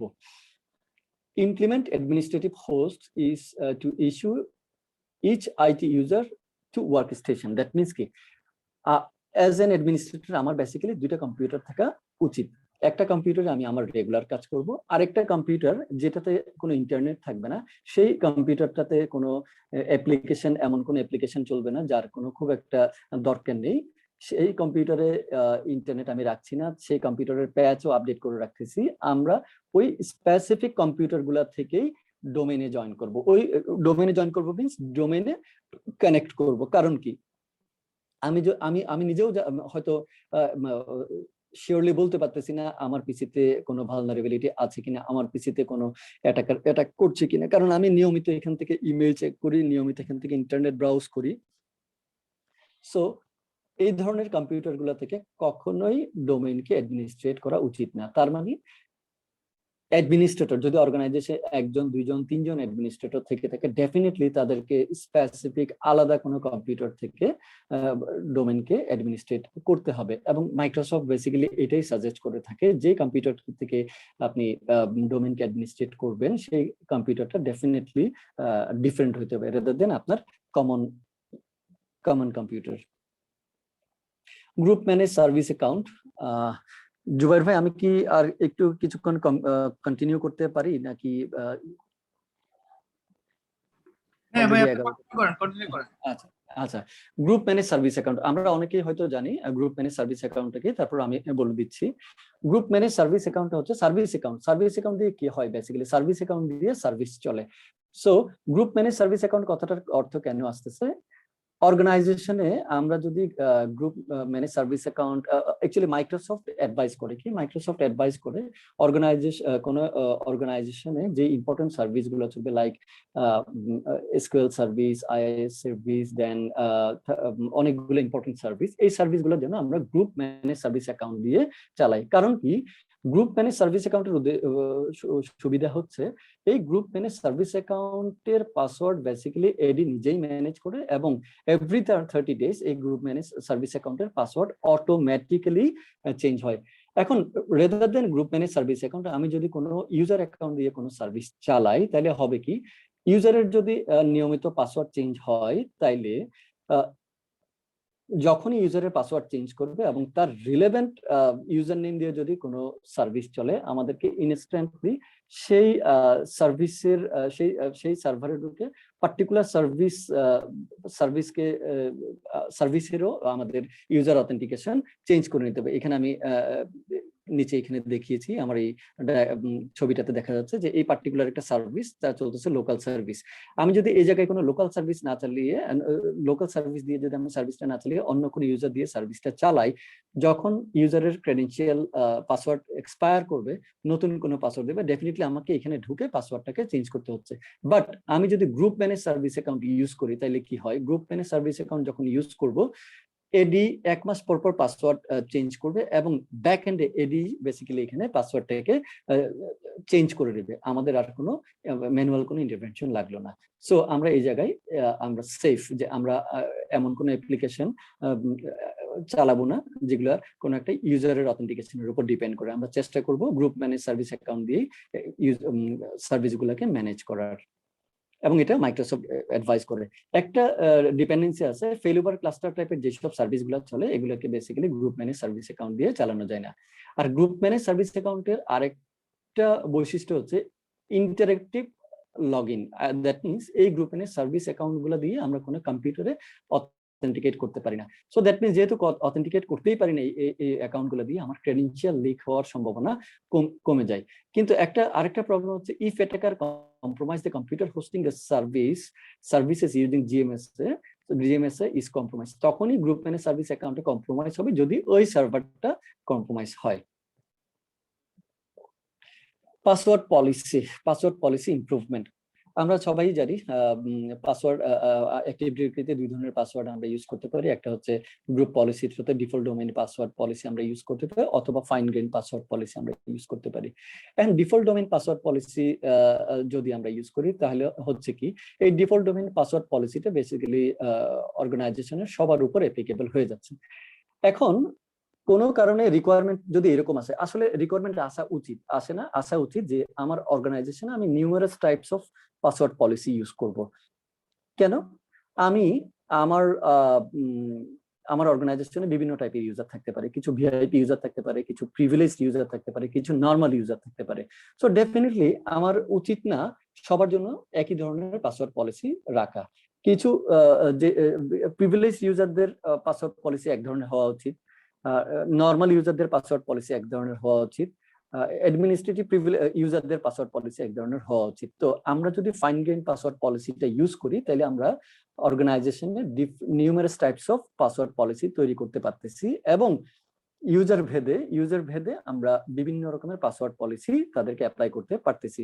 এখন ফাইন গ্রেইন পাসওয়ার্ড পলিসির আবার আরেকটা বিউটি হচ্ছে, এই ফাইন গ্রেইন পাসওয়ার্ড পলিসি গ্রুপের কোনো একটা ইউজার গ্রুপের উপরেও অ্যাপ্লাই করা যায়, অথবা ইন্ডিভিজুয়াল ইউজারের উপরেও অ্যাপ্লাই করা যায়, যেটা কিনা আমরা ডিফল্ট ডোমেইন পাসওয়ার্ড পলিসিতে এই স্কোপটা পাই না। এবং আরেকটা সুবিধা হচ্ছে, কোন একটা অ্যাটাকার ধরেন আমার একটা ইউজার দিয়ে কন্টিনিউয়াস অথেন্টিকেট করার চেষ্টা করতেছে, সে বিভিন্ন ধরনের পাসওয়ার্ড দিয়ে ট্রাই করতেছে। আমরা সবাই জানি বুট ফোর্স অ্যাটাক টাইপের যদি হয় এবং টার্গেট অ্যাটাক যদি হয়, ইউজার বিভিন্ন টাইপের ক্রেডেনশিয়াল দিয়ে পার্টিকুলার ইউজারের অথেন্টিকেট করার চেষ্টা করতে পারে। সো ফাইন গ্রেইন পাসওয়ার্ড পলিসিতে কি আছে? ফাইন গ্রেইন পাসওয়ার্ড পলিসিতে এই পলিসির আন্ডারেই কিন্তু অ্যাকাউন্ট লক আউট পলিসি আমরা এখান থেকে কিন্তু অ্যালাউ করতে পারি। সো আমি যখন ফাইন গ্রেইন পাসওয়ার্ড পলিসিটা ডিজাইন করতেছি, আমাকে বেসিক্যালি ডকুমেন্টেড করতে হবে যে কি ধরনের ইউজারের জন্য আমি কোন ধরনের পাসওয়ার্ড পলিসি এবং কোন ধরনের লক আউট পলিসি ইউজ করব। আমার হাইয়েস্ট প্রিভিলেজ ইউজারদের জন্য এক ধরনের লক আউট পলিসি, নর্মাল ইউজারদের জন্য এক ধরনের লক আউট পলিসি এবং আমরা ইউজ করতে পারি। So fine grain password policy যখন আমরা ইউজ করব, আমরা এই জায়গায় এই স্কোপটা অ্যাপ্লাই করতে পারবো। Domain controller with minimal event auditing. আমরা অ্যাকচুয়ালি কিভাবে সিকিউর রাখতে পারি অনেক কিছুই ডিসকাস করলাম। তারপর আরেকটা জিনিস হচ্ছে, আসলে আমাদের অনেক কিছুই করার পরও আমাদের দেখা যায় অর্গানাইজেশনের অ্যাক্টিভ ডিরেক্টরি আমাদের কম্প্রোমাইজ হয়ে যাচ্ছে। তো সেক্ষেত্রে আসলে কি করতে পারি আমরা?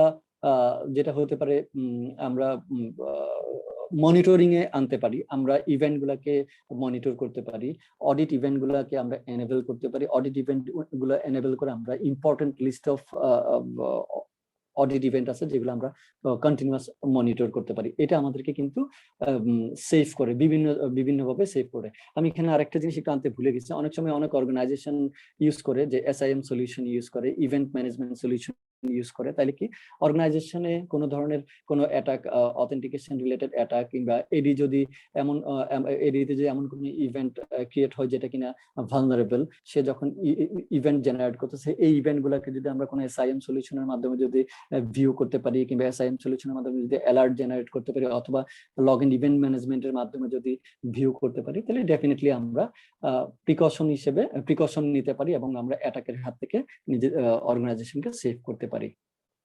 এখানে বেসিক্যালি অ্যাক্টিভ ডিরেক্টরির কিছু গ্রুপ মেম্বারশিপ দেখলাম, এগুলো অলরেডি আমরা কিছুটা আলোচনা করে ফেলছি। Account operator, administrator, backup operator, domain admin, enterprise admin. So আমাদের এই অপারেটর গুলা সম্পর্কে আসলে আমাদের ভালো একটা জ্ঞান থাকা উচিত, কারণ এই অপারেটর গুলা সম্পর্কে যদি আমরা না জানি, আমরা যদি এমন কোনো গ্রুপের মধ্যে এমন কোনো ইউজারকে অ্যাড করে রাখি যার কিনা কোনো দরকারই নেই, তাইলে কিন্তু আমরা অর্গানাইজেশনকে ভালনারেবল করে ফেলবো। আমরা সিকিউর করার জন্য আসলে অনেক কিছুই বললাম, তারপরও যদি আমাদের অ্যাটাক হয়ে যায় তাহলে আমাদের আসলে লাস্ট রিসোর্ট হচ্ছে রিকভার, মানে backup and recovery. So active ডিরেক্টরির ব্যাকআপ বেস্ট প্র্যাকটিস কি হতে পারে? Active Directory from a backup should be your last option for recovery. Active Directory আমাদের আমরা অনেকেই অর্গানাইজেশনে দুইটা Active Directory ম্যানেজ করি। অনেকে না, ম্যাক্সিমাম আমরা দুইটা Active Directory ম্যানেজ করি। আগে যেমন একটা কনসেপ্ট ছিল primary domain controller, secondary domain controller, এই কনসেপ্টে আমরা হয়তো চলতাম, বাট এখন আসলে ওই কনসেপ্ট আর নেই। আমাদের সবগুলোই আসলে প্রাইমারির মতোই কাজ করে। বাট ফ্লেক্সিবল FSMO রোলটা কোথায় থাকতেছে, এটাই হচ্ছে ইম্পর্টেন্ট ব্যাপার। সো আমি অর্গানাইজেশনে অ্যাক্টিভ ডিরেক্টরি ম্যানেজ করতেছি এবং অর্গানাইজেশনের অ্যাক্টিভ ডিরেক্টরি ব্যাকআপও নিচ্ছি। এখন অনেক সময় দেখা যায়, হ্যাঁ আমার তো দুইটা অ্যাক্টিভ ডিরেক্টরি আছে, আমি যে কোনো একটা অ্যাক্টিভ ডিরেক্টরি ব্যাকআপ নিলাম। আলটিমেটলি না, আমি কিন্তু জানি না আমার কোন অ্যাক্টিভ ডিরেক্টরিটা FSMO রোল হোল্ড করতেছে। হ্যাঁ, কমান্ড দিয়ে আমি দেখতে পারি, বাট কিন্তু নর্মালি কিন্তু আমি নাও জানি না FSMO রোলটা আমার কোন অ্যাক্টিভ ডিরেক্টরিতে চলতেছে। সো যদি অর্গানাইজেশনে যে কয়টা অ্যাক্টিভ ডিরেক্টরি থাকে, অর্গানাইজেশনের উচিত প্রত্যেকটা অ্যাক্টিভ ডিরেক্টরি ডেইলি ব্যাকআপ নেওয়া এবং এই ব্যাকআপটার মিনিমাম 2টা কপি প্রিজার্ভ করা, একটা কপি অনলাইন আর একটা কপি অফলাইন। কেন অফলাইনের কথা বললাম?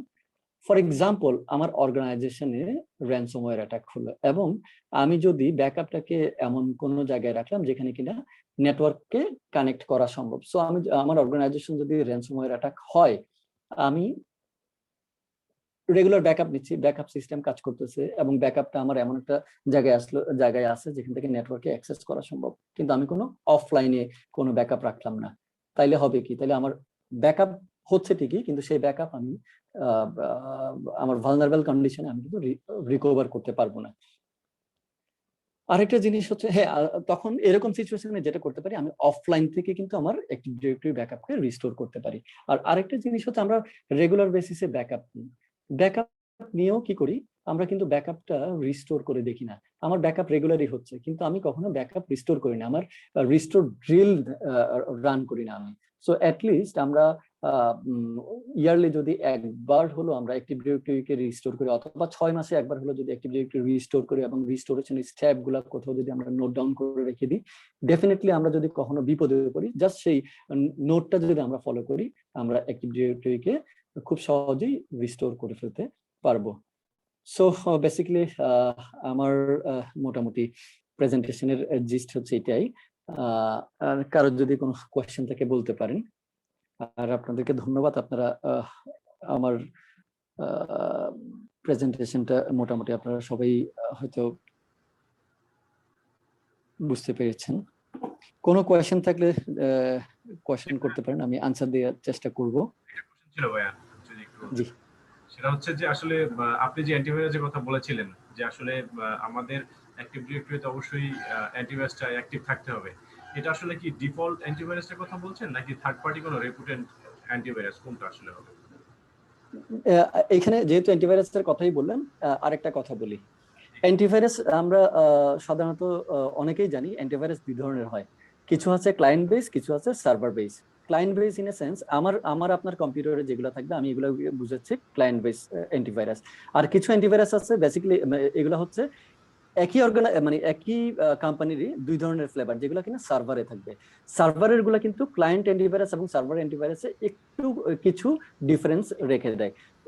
এখন কোন অ্যান্টিভাইরাস আপনি ইউজ করবেন, ইটস আপ টু ইউ। আপনি চাইলে মাইক্রোসফটের ডিফেন্ডারও ইউজ করতে পারেন, আপনি চাইলে ম্যাকাফি ইউজ করতে পারেন, আপনি চাইলে ট্রেন্ড মাইক্রো ইউজ করতে পারেন, সিমেন্টেক ইউজ করতে পারেন, এনিথিং।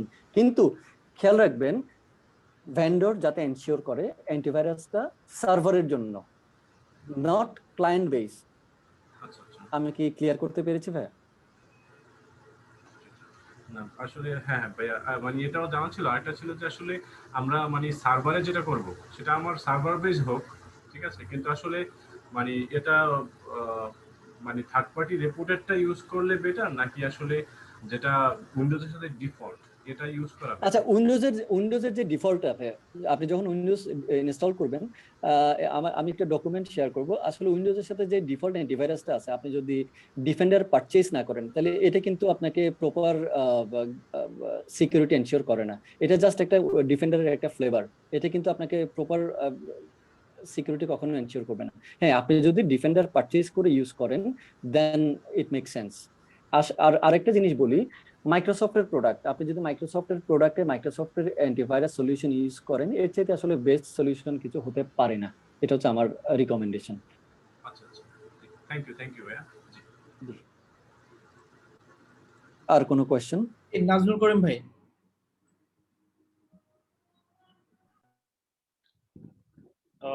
বেসিক্যালি আসলে কোশ্চেন নাই, আমি আসলে একটা ফিডব্যাক দেওয়ার জন্যই ইয়ে করা। নাজমুল ভাই অ্যাডভাইস দিবেন, নাজমুল ভাই কোয়েশ্চেন করবেন না। না, অ্যাডভাইস না, আমি খুবই প্লিজড, আজকের সেশনটা খুবই চমৎকার হয়েছে। তো আমার একটা জিনিস মনে হয় যে সিকিউরিটি নিয়ে লোকজন বা ইন্ডাস্ট্রির লোকজনের একটা ট্রেন্ড হচ্ছে যে আমরা ফ্যাসিনেশনের দিকে একটু মনে বেশি ঝুঁকি। অ্যাকচুয়ালি কোন জিনিসটা সিকিউর করতে হবে এই জিনিসটার বোধ এখন আমাদের ভিতরে আসে। তো আজকের পার্টিসিপেন্ট সংখ্যা থেকে আমার এক্স্যাক্টলি তাই মনে হচ্ছে। তো this session is so important and so important যে আমরা এইটাকে আসলে খুব বেশি, আমি দেখছি যে প্রতিটা অর্গানাইজেশনে এই জায়গাটাতে অনেক বেশি নেগলিজেন্স থাকে, এবং যারা এটা নিয়ে কাজ করে they are not that much motivated or proactive যে এই জিনিসগুলোকে আমার বুলেট প্রুফ সিকিউর করতে হবে। তো আমি এটা সব জায়গায় যাই এই ল্যাকিংসটা দেখি। আনফরচুনেটলি আমি এক্সপেক্ট করছিলাম যে আজকে পার্টিসিপেট অনেক বেশি হবে, আর ডিউ টু যে এই যে এত র্যানসমওয়্যারের কথা আমরা শুনি, তারপরে এত আপনার মানে সিকিউরিটি থ্রেটের কথা শুনি, তো যেটা হার্টটাকে সিকিউর করার জন্য যে লোকজনের যতখানি মানে আত্মনিবেদন থাকা উচিত, আই এম ভেরি মাচ শক যে এই চমৎকার সেশনটা আজকে পার্টিসিপেট খুবই কম হচ্ছে। আমি থ্যাংক ইউ ভেরি মাচ, আপনি একটা চমৎকার একটা উপস্থাপন করছেন, এবং আমার মনে হয় যে এটা রেকর্ডেড সেশনটা সবার উচিত আবার দেখা, এবং ওই জিনিসগুলাকে মানে একদম বুলেট আকারে আপনার তাদের অ্যাকশন পয়েন্ট গুলা চেক করা, এবং যার যার অর্গানাইজেশন উচিত হবে যে এই রিলেটেড জিনিসগুলোর একটা অডিটিং করা, যে না এই সেটিংস গুলো আমার থাকা উচিত, এটা আছে কিনা, কেন আমরা আসলে ডেভিয়েট করতেছি, এবং এটার একটা সোজা কথা প্রপার একটা প্ল্যান এবং জাস্টিফিকেশন থাকা উচিত। আমি যদি কোনো জায়গায় ডেভিয়েট করি then what should be the alternative approach to মানে cater those security controls. So thank you very much. আমি নাজমুলের কথা ধরে আমি আরেকটা জিনিস বলতে চাই। আমি এখানে আরেকটা অপশন রাখতে চেয়েছিলাম, বাট সময়ের প্রয়োজনে কুলাবে কিনা এটার জন্য রাখিনি। ডকুমেন্টেশন, আমরা যে প্রিভিলেজ দিচ্ছি, প্রিভিলেজের যে ডকুমেন্টেশন, আমরা যে ইউজার রিমুভ করতেছি, আমরা যে কোনো ধরনের চেঞ্জ আনতেছি, চেঞ্জের কোনো ডকুমেন্টেশন আমরা মেনটেন করি না। যদি আমরা ডকুমেন্টেশন মেনটেন করি, আমরা কিছুটা হলেও কনসাস থাকবো, আমরা কিছুটা হলেও ডকুমেন্টেশনটা যদি রিভিউ করি, কি কাজ করছি, কি কাজ করা লাগবে, কতটুকু কি করেছি, আমি চেঞ্জ ম্যানেজমেন্ট প্রসেস ফলো করছি কিনা, তাহলে আমার অ্যাটাক সারফেসটা অনেকটাই আমরা আসলে কমাতে পারি। থ্যাঙ্কস নাজমুল ভাই, একদম পারফেক্ট কথা বলেছেন। Very important point. অ্যাকচুয়ালি ডকুমেন্টেশনটা নিয়ে আমার একটা ফিডব্যাক আছে। সো ডকুমেন্ট ম্যানেজ করা আসলে আমরা যতই থিওরিটিক্যালি বলি যে উচিত, কিন্তু প্র্যাকটিক্যালি ডকুমেন্ট ম্যানেজ করাটা ইঞ্জিনিয়ারদের জন্য ততটাই কঠিন। আমিও ইঞ্জিনিয়ার, হ্যাঁ, তো এই কষ্টটার ব্যাপারটা সবার জন্য। তো আমি এই ক্ষেত্রে এখন আমার কারেন্ট প্র্যাকটিস যেটা আমি ফলো করি আর কি, যে আমরা সমস্ত এই ধরনের রিভিউইং এর যে ম্যাটারস গুলা, এগুলো আমরা ওয়ার্কফ্লোতে নিয়ে আসছি। সো লোকজনকে এখন ভেরি লিটল ইনপুট দিতে হয়, এবং এই রিভিউ গুলো একদম টাইমলি ম্যানারে হচ্ছে। মানে দ্যাটস এ আমি বলবো যে রাইট আইডিয়া। আমরা যদি কোনো একটা ওয়ার্কফ্লো সফটওয়্যার ইউজ করতে পারি অর্গানাইজেশনে, এই রিভিউ প্রসেস গুলা অত্যন্ত চমৎকার হয়। এখানে আবার একটা মানে ব্যাড ইফেক্ট বা সাইড ইফেক্টও আছে। যারা অ্যাকচুয়ালি আপনি যাদেরকে হায়ার করবেন, ইন্টারনাল অডিটর হোক কিংবা external auditor, they are always paper base. তারা এইসব পেপার খুঁজে, তারা এইসব আপনার পিডিএফ ফাইল খুঁজে। যখনই বলি যে ওয়ার্কফ্লোতে এটা আছে, আপনি এটা দেখে নেন, দে আর নট কমফোর্টেবল। তো এখানে আসলে আমার মনে হয় যে সবারই আসলে পরিবর্তন হওয়া উচিত। আমরা নেক্সট জেনারেশন ফায়ারওয়াল আইপিএস যেমন কিনি, নেক্সট জেনারেশন অডিটর আসলে আমাদের অ্যাপয়েন্ট করা উচিত এবং নেক্সট জেনারেশন থট গুলো নিয়ে আসা উচিত। Right right. Thank you Nazmul ভাই সুন্দর ফিডব্যাক দেওয়ার জন্য। আমি ফার্স্টে একটা জিনিস আমার কাছে মনে হয়েছে শঙ্কর দাস, সেটা হচ্ছে যে আমরা যে টপিকসটা সেট করেছিলাম আসলে টপিকসটার মধ্যে আমরা সিকিউরিটি কথাটা উল্লেখ করি না, এই জন্য আমার মনে হয় এক্স্যাক্টলি এটার মধ্যে একটু কনফিউশন ছিল। এক্স্যাক্টলি। আমি আমি আমি ওটাই শুরুতেই আমি বললাম যে অ্যাডমিন পয়েন্ট যা আর আমার প্রেজেন্টেশনটা লিটল বিট একটু চেঞ্জ আছে, কারণ এটাও অ্যাডমিনিস্ট্রেশন বাট সিকিউরিটিটাকে কনসিডার করে আমি অ্যাডমিনিস্ট্রেশনটাকে ডিজাইন করেছি। Yes yes, is bit more advance. Right right. Thank you. আমাদের আরো কিছু কোশ্চেন আছে, আমরা শর্ট করে কিছু কোশ্চেন নিয়ে নিব। প্রথমে মেহেদি হাসান ভাই একবার কোশ্চেন করেছিলেন। জি ভাই, আমার ছোট্ট একটা কোশ্চেন ছিল। জি। আচ্ছা শঙ্কর ভাই, যেটা একটু আগে আপনি বলেছিলেন যে আসলে আমাদের যখন প্রাইমারি আর সেকেন্ডারি দুইটা অ্যাক্টিভ ডিরেক্টরি থাকে, ঠিক আছে, তো সেক্ষেত্রে হচ্ছে যে আমাদের এফএসএমও রোলটা আসলে কখন কোথায় মানে প্লে হয় এটা আমরা মানে ডিটেক্ট করতে পারি না। কিন্তু আমাদের আরেকটা বিষয় আমরা সচরাচর শুনি যে আসলে র্যানসমওয়্যার অ্যাটাকটা যদি হয় অ্যাক্টিভ ডিরেক্টরি, সেটা শুধু প্রাইমারি ডোমেইন কন্ট্রোলারে হয়, সেকেন্ডারি ডোমেইন কন্ট্রোলার এটা হয় না। তাহলে র্যানসম যখন অ্যাটাক করে ওকে আসলে এডি কনসিডার করে অ্যাটাক করে না, সেটা আসলে বলতে পারবো না ভাই আমি। এক্স্যাক্টলি সে আমি অ্যাটাকের কথা এভাবে চিন্তা করি।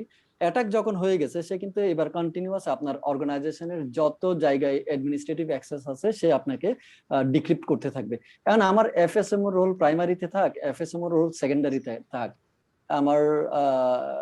আমার মতে এটাতে আসলে খুব বেশি ডিফার করে না, উইথ ডিউ রেসপেক্ট। কিন্তু অ্যাটাক হওয়া মানে ইভেন আমার যদি লোকাল পিসি কেও সে অ্যাটাক করে, লোকাল পিসি থেকেও যদি সে অ্যাটাকটাকে ডিস্ট্রিবিউট করতে থাকে, তাহলে আমার যে কোনো কিছু এনক্রিপ্টেড হবে যেখানে যেখানে অ্যাডমিনিস্ট্রেটিভ কন্ট্রোল আছে। আমি কি বুঝাতে পারছি ভাইয়া? আচ্ছা ভাই, আরেকটা হচ্ছে ওই যে আপনার ব্যাকআপের বিষয়টা, ব্যাকআপটা কি আমরা ফুল মানে ভিএম এর ব্যাকআপটা নিয়ে নেব নাকি আসলে শুধু কনফিগারেশন ফাইলগুলো, এডি কনফিগারেশন ফাইলগুলো ব্যাকআপ? আচ্ছা, এইটার ফুল ভিএম ব্যাকআপ নেবেন কিনা, আমরা বেসিক্যালি যেটা করব এটার ক্ষেত্রে, এডির ক্ষেত্রে যেটা করব, উইন্ডোজ ব্যাকআপ ইউজ করব। উইন্ডোজ ব্যাকআপ ইউজ করে ফুল ব্যাকআপ নেব। ভিএম এটা কিন্তু ভিএম ব্যাকআপ, এটাও এক ধরনের ভিএম ব্যাকআপ, তাই না? এটাও এক ধরনের ভিএম ব্যাকআপ, কারণ আমি এটাকে রিস্টোর করতে পারবো কখন, যখন আমার কোনো ইয়ে থেকে যখন কোনো একটা এনভায়রনমেন্ট রেডি করে দেন আমি এডি রিস্টোর করব। কারণ অনেক সময় দেখা যায় আপনি যদি ফুল ভিএম ব্যাকআপ নিয়ে ভিএম রিস্টোর করেন, ক্ষেত্র বিশেষে কিছু প্রবলেম অ্যারাইজ করতে পারে। বাট আপনি যদি উইন্ডোজ ব্যাকআপের থ্রুতে প্রপারলি ব্যাকআপটা নিয়ে ব্যাকআপটাই রিস্টোর করেন, দেন এটা মোস্ট অফ দি টাইম এটা সাকসেসফুল হয় এবং খুব ভালোভাবে কাজ করে। এবং এটার জন্য যে জিনিসটা করতে হবে, আপনি যে কোয়েশ্চেনটা করছেন, আপনি এই জিনিসটা প্র্যাকটিক্যালি একটু টেস্ট করতে পারেন। আমি একটু প্র্যাকটিক্যালি টেস্ট করব, যদি কোনো ধরনের ডিফারেন্স থাকে আমি আপনাকে এটা গেট ব্যাক করব। ধন্যবাদ মেহেদি হাসান ভাই। আমি এবার অনুরোধ করছি আজিম মোহাম্মদ ভাই আপনাকে প্রশ্ন করার জন্য। আজিম মোহাম্মদ ভাই। জি, actually, thank you, Shankarda, for arranging the session. Actually, আমি নিউ আজকে এটা আমার নতুন একটা সেশন আর কি, আমি নতুন জয়েন করেছি। ফেসবুক পেজে এটাতে আমি অ্যাড ছিলাম, তো শঙ্করদার ছবি দিয়ে হচ্ছে যে বেসিক্যালি এটা ছিল আর কি। তো ইচ্ছে হলো আর কি জানার জন্য। তো আমি কিছু আমার 3টা কোয়েশ্চেন আছে আর কি, যেটা হচ্ছে যে আমি জানতে চাচ্ছিলাম যে এলডেপ নামে একটা সার্ভিস আছে, যেটা হচ্ছে আপনার light weight directory access protocol, যেটা হচ্ছে লিনাক্স প্ল্যাটফর্মে বেসিক্যালি করা হয়। তো এলডেপটা কি সেম এজ অ্যাক্টিভ ডিরেক্টরি? আমি যদি এভাবে বলি, light weight directory access protocol, ডিরেক্টরিকে অ্যাক্সেস করার জন্য এই প্রোটোকলটা ডিরেক্টরি অ্যাক্সেস প্রোটোকল। আমি আমার এক্সাম্পলটাকে আমি যে এক্সাম্পলটা দেখিয়েছিলাম এটা কি খেয়াল আছে? আমি যদি অ্যাকচুয়ালি ওই ডিনার টাইম ছিল তো আমি মিস করে গেছি। আচ্ছা, ডিরেক্টরি অ্যাক্সেস প্রোটোকল কেন বলতেছি, তার মানে এলডেপ প্রোটোকলটাকে ইউজ করে কোনো একটা ডিরেক্টরি থেকে কোনো একটা ইনফরমেশন আপনি নিয়ে আসতেছেন। আমাদের এই এক্সাম্পলটাতে ছিল কি, কোনো একটা ওয়েব অ্যাপ্লিকেশন, এই ওয়েব অ্যাপ্লিকেশনটাতে অথেন্টিকেশন করাবো আমরা এডি ইউজার ক্রেডেনশিয়াল দিয়ে। তো আমি এখানে কি এক্সাম্পলটা ইউজ করেছি, অ্যাপ্লিকেশন ডেভেলপার অ্যাপ্লিকেশন ডেভেলপ করে ফেলেছে এবং সে অ্যাপ্লিকেশনের সাইটেও কিছু প্যারামিটার থাকে যেটা কিনা এলডেপ হিসেবে কাজ করাতে পারে। তার মানে কি, তার উদ্দেশ্যটাই হচ্ছে অ্যাপ্লিকেশন অ্যাক্টিভ ডিরেক্টরি থেকেই ইউজারের ইনফরমেশন নেবে। ইন বিটুইন ভায়া হিসেবে, ব্রিজ হিসেবে কে কাজ করতেছে? ব্রিজ হিসেবে কাজ করতেছে হচ্ছে LDAP, lightweight directory access protocol. কারণ এলডেপ দিয়ে আপনি যে কোনো ডিরেক্টরি সার্ভিস থেকে ইনফরমেশন ফেচ করতে পারবেন, ইউজার হোক, ইউজার নেম, পাসওয়ার্ড, বিভিন্ন ধরনের অবজেক্ট ইনফরমেশন ফেচ করতে পারবেন। সো যখন আমি ইউজার নেম এবং পাসওয়ার্ড দিয়ে অ্যাপ্লিকেশনে অথেন্টিকেট করতে যাচ্ছি, ব্যাকএন্ডে কি করতেছে, অ্যাপ্লিকেশন ইউজার এবং নেম এবং পাসওয়ার্ডটা নিচ্ছে থ্রু এলডেপ, সে ইনফরমেশনটা পাঠাচ্ছে হচ্ছে অ্যাক্টিভ ডিরেক্টরির কাছে, অ্যাক্টিভ ডিরেক্টরি ভেরিফাই করে দিচ্ছে, ভেরিফাই করে দিয়ে আবার অ্যাপ্লিকেশনকে রিটার্ন করতেছে যে এই ইউজার নেম এবং ক্রেডেনশিয়ালটা পারফেক্ট। সো দেন সে কি করতেছে, সে অ্যাপ্লিকেশনে অথেন্টিকেট করতে দিচ্ছে এবং অথেন্টিকেট করার পরে তার প্রিভিলেজ অনুযায়ী বিভিন্ন রকম অ্যাক্সেস দিচ্ছে। তো আর হচ্ছে যে লাইসেন্সের আমি একটু অ্যাড করতে যাচ্ছিলাম এটার সঙ্গে, সেটা হচ্ছে যে আপনি লিনাক্সের যে এলডেপ সার্ভিসের কথা বলেছেন, এলডেপ উনি ভালো করে বলেছেন যে ইটস এ প্রোটোকল, বাট তারপরে লিনাক্স অপারেটিং সিস্টেম বা লিনাক্স প্ল্যাটফর্মে ডোমেইন কন্ট্রোলার সিস্টেম আছে, যেটা বিভিন্ন ভেন্ডরের বিভিন্ন নামে, যেমন রেড হ্যাট লিনাক্সের রয়েছে, সেটার নাম হচ্ছে আপনার রেড হ্যাট আইডেন্টিটি ম্যানেজমেন্ট একটা সার্ভিস, একটা প্ল্যাটফর্ম, যেটাও অ্যাক্টিভ ডিরেক্টরির মানে যেই কাজটা, সেই ফাংশনটাই লিনাক্স প্ল্যাটফর্মের মাধ্যমে করা সম্ভব। আমি বেসিক্যালি এই ফিগারটা দেখেই বুঝতে পারছি, আর শঙ্করদা যেভাবে বললেন খুব ভালোভাবে বুঝিয়ে বলছেন। এখানে একটা কোশ্চেন মানে একটা কনফ্লিক্ট থেকে যায়, সেটা হচ্ছে যে যখন আপনি আপনার যেই মানে এনভায়রনমেন্টটা, সেই এনভায়রনমেন্টটা যদি উইন্ডোজ এনভায়রনমেন্ট হয়, তাহলে আপনার যে ইউজাররা আছে সেই পিসি গুলো যদি উইন্ডোজ সিস্টেমের হয়, সেক্ষেত্রে বেস্ট সার্ভিস মানে সিকিউরিটি এবং বেস্ট পারফরম্যান্সটা পাবেন আপনার উইন্ডোজ প্ল্যাটফর্মের সার্ভারের মাধ্যমে, যেটা অ্যাক্টিভ ডিরেক্টরি। That's right. যদি আই এগ্রি উইথ ইউ। এবং আপনার প্ল্যাটফর্ম হয়ে থাকে যে আমি ইউনিক্স বেস, লিনাক্স বেস সিস্টেমগুলোকেই এই সেম কোন একটা প্ল্যাটফর্মের মাধ্যমে ম্যানেজ করতে চাই, সেক্ষেত্রে আপনাকে অবশ্যই উইন্ডোজের থেকে বেটার হবে লিনাক্স প্ল্যাটফর্মের কোন একটা। জি আমি এটা ফেস করছি।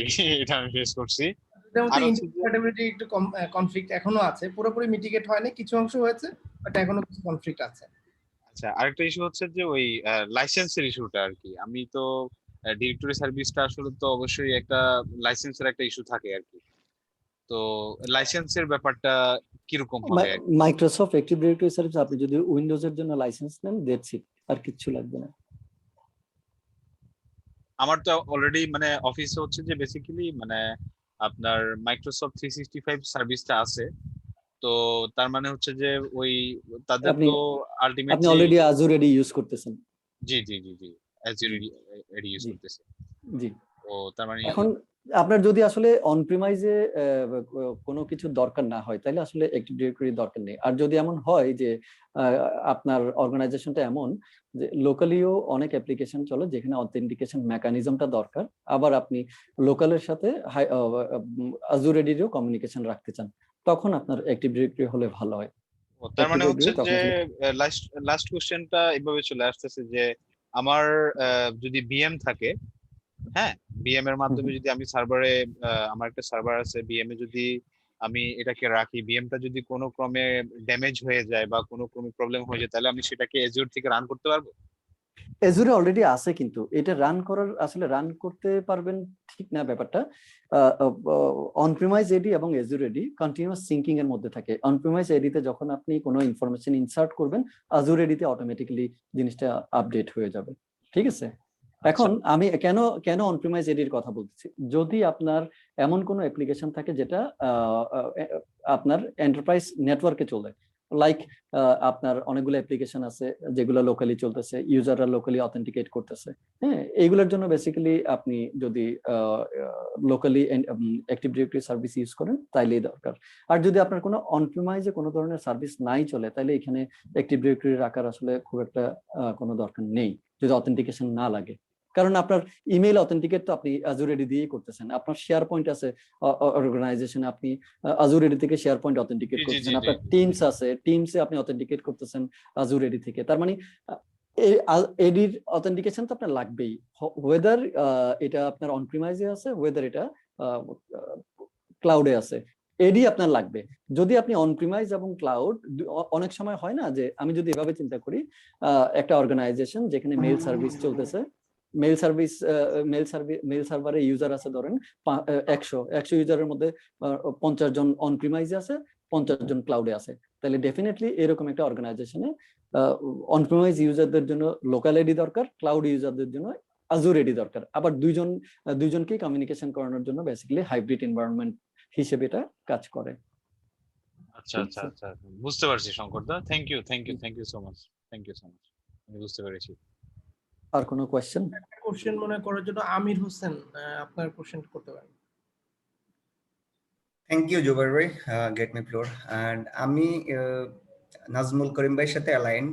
আজকে আসলে পার্টিসিপেন্ট আরো বেশি এক্সপেকটেশন ছিল, যেহেতু এটা একটা টাইম ডিমান্ড অবজেক্ট ছিল। সো শঙ্কর দাকেও ধন্যবাদ, ওনার প্রেজেন্টেশনটা নাইসলি ডেকোরেট করা ছিল। If I am not wrong, labs maybe domain ইউজারের জন্য কাজ করবে, রাইট? ডেফিনেটলি ডোমেইন ইউজার, না ও ডোমেইন ইউজারের কথা বলতেছেন আপনি, ডোমেইন ইউজারদের জন্য এই জায়গাটা আই এম নট শিওর, আমি এটা নিয়ে কখনো কাজ করিনি। এটা কাজ করবে ডোমেইন ইউজারদের জন্য, বিগ এন্টারপ্রাইজে এরকম একটা ইমপ্লিমেন্টেশনে আছে।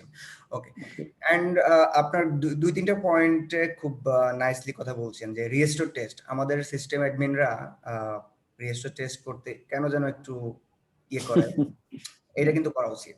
এন্ড এই যে ইস্যুস গুলা, এগুলো আমাদেরকে প্রোঅ্যাক্টিভলি মনিটরিং করার জন্য আমাদের কিছু মনিটরিং অ্যালার্ট থাকতে হবে। যদি কারো সক থাকে, যেমন আমি মান্থলি আমার ওয়েসটাকে প্যাচ করার পরে আমার কোনো ভালনারেবিলিটি আছে কিনা, সেরকম কিছু ব্যবস্থা থাকলে সুবিধা। এবং সিস্টেম হার্ডেনিং এর যে ব্যাপারটা, এটাকে অনেক বেশি ফোকাস করতে হয় আর কি, এই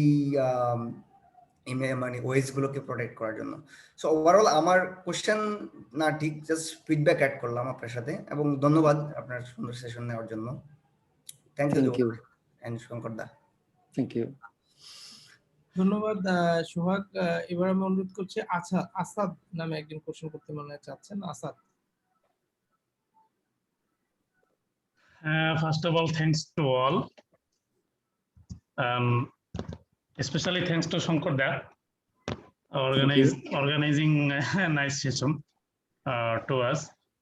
Actually, আমার ওইভাবে কোনো কোশ্চেন নাই, তারপরও আমি একটা কোশ্চেন হলে, যেটা আমরা যে অ্যান্টিভাইরাস ইউজ করি না, লাইক এন্ডপয়েন্ট সিকিউরিটি বা অ্যাডভান্স প্রোটেক্টর হোয়াটএভার, তো যেটা হইলো গিয়া আমাদের উইন্ডোজের যে অ্যান্টি স্পাইওয়্যার আছে না, উইন্ডোজের অ্যান্টি স্পাইওয়্যার আছে বা অ্যান্টি ম্যালওয়্যার আছে, এটা কিন্তু অনেক সময় যেটা হয় যে আপনার অ্যান্টিভাইরাসে এই প্রোটেকশনটা দিতে পারে না, ঠিক আছে?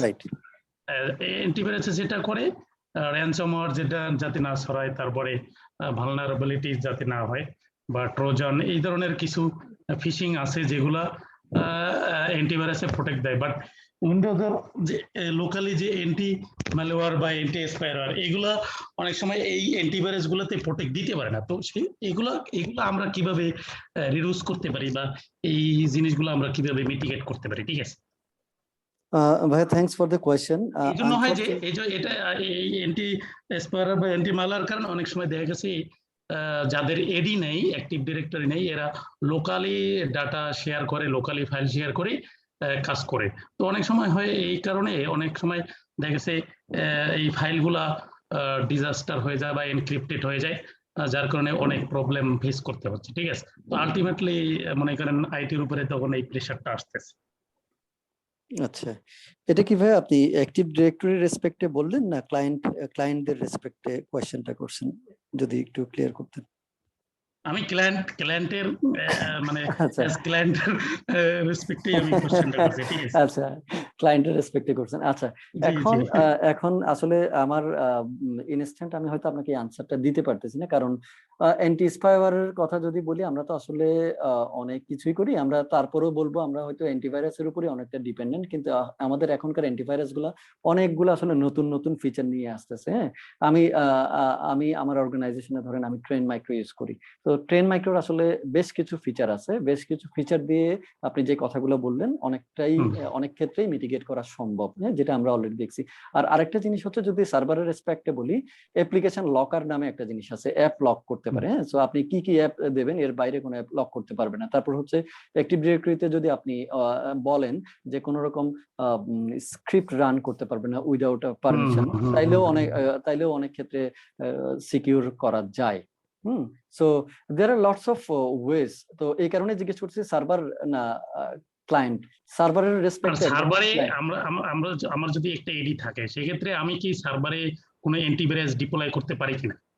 ডেফিনেটলি করতে না, সার্ভার আমি কিন্তু একটা এখানে আনসার খুব স্ট্রিক্ট আনসার ঠিক না, আমি একটা কথা এখানে বারবার বলছি, অ্যাক্টিভ ডিরেক্টরিতে এমন কোনো অ্যাপ্লিকেশন ইনস্টল করবেন না যার অ্যাক্টিভ ডিরেক্টরিতে ইনস্টল হওয়ার দরকার নেই। আমার অ্যাক্টিভ ডিরেক্টরিতে শুধু ডোমেইন সার্ভিস থাকবে, ডিএনএস সার্ভিস থাকবে, দেন অ্যান্টিভাইরাস থাকবে। এর বাইরে যদি না অর্গানাইজেশন আমাদের বাধ্যবাধকতা থাকে এমন কোনো সার্ভিস চলতেই হবে, এছাড়া অ্যাক্টিভ ডিরেক্টরিতে সার্ভিস রাখার কোনো দরকার নেই। আর এখন হচ্ছে ভার্চুয়ালাইজেশনের যুগ। আমি যদি একটা অ্যাক্টিভ ডিরেক্টরির সাথে পাশে অন্য আরেকটা ছোট্ট সার্ভারও রাখি, ওই সার্ভারকে তো আমি অ্যান্টিভাইরাস সার্ভার হিসেবে ইউজ করতে পারতেছি, আমি ফাইল শেয়ারিং এর জন্য ওই সার্ভারটা ইউজ করতে পারতেছি।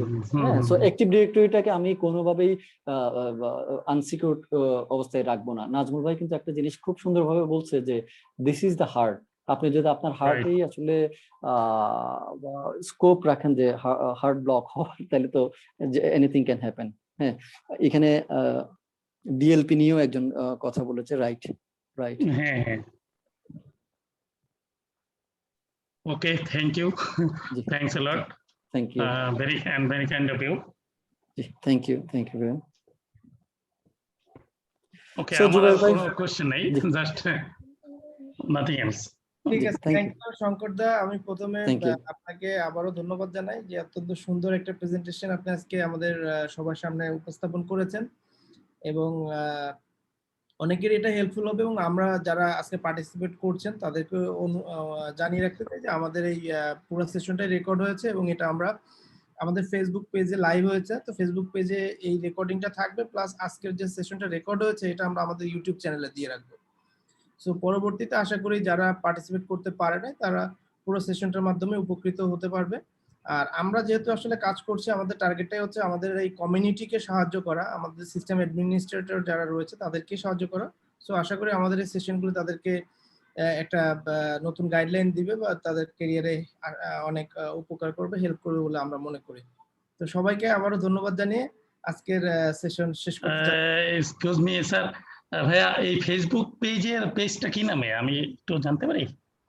ফেসবুক পেজটা হচ্ছে bdsaf, bdsaf.org। আপনি যদি facebook/bdsaf.org দিলে আপনি পেয়ে যাবেন। bdsaf, ওকে, .org। আর ইউটিউব চ্যানেলে কি একই নামে?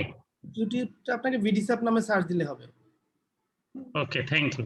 আমরা আমাদের বেসিক্যালি bdsaf এর বাংলাদেশ সিস্টেম অ্যাডমিনিস্ট্রেটর ফোরামের একটা ফেসবুক গ্রুপ আছে। ওই গ্রুপটা আমরা মেইনলি আমাদের কমিউনিটির জন্য তৈরি করা। আপনি ওইটাতেও মেম্বার হয়ে যেতে পারেন রিকোয়েস্ট পাঠিয়ে। আর বাকি দুইটা চ্যানেল হচ্ছে open for all. Okay, thank you. ঠিক আছে, সবাইকে ধন্যবাদ, আল্লাহ হাফেজ। Okay, thanks to all. Thank you. Okay, especially thanks to Shankar da. Thank you very much. I grateful to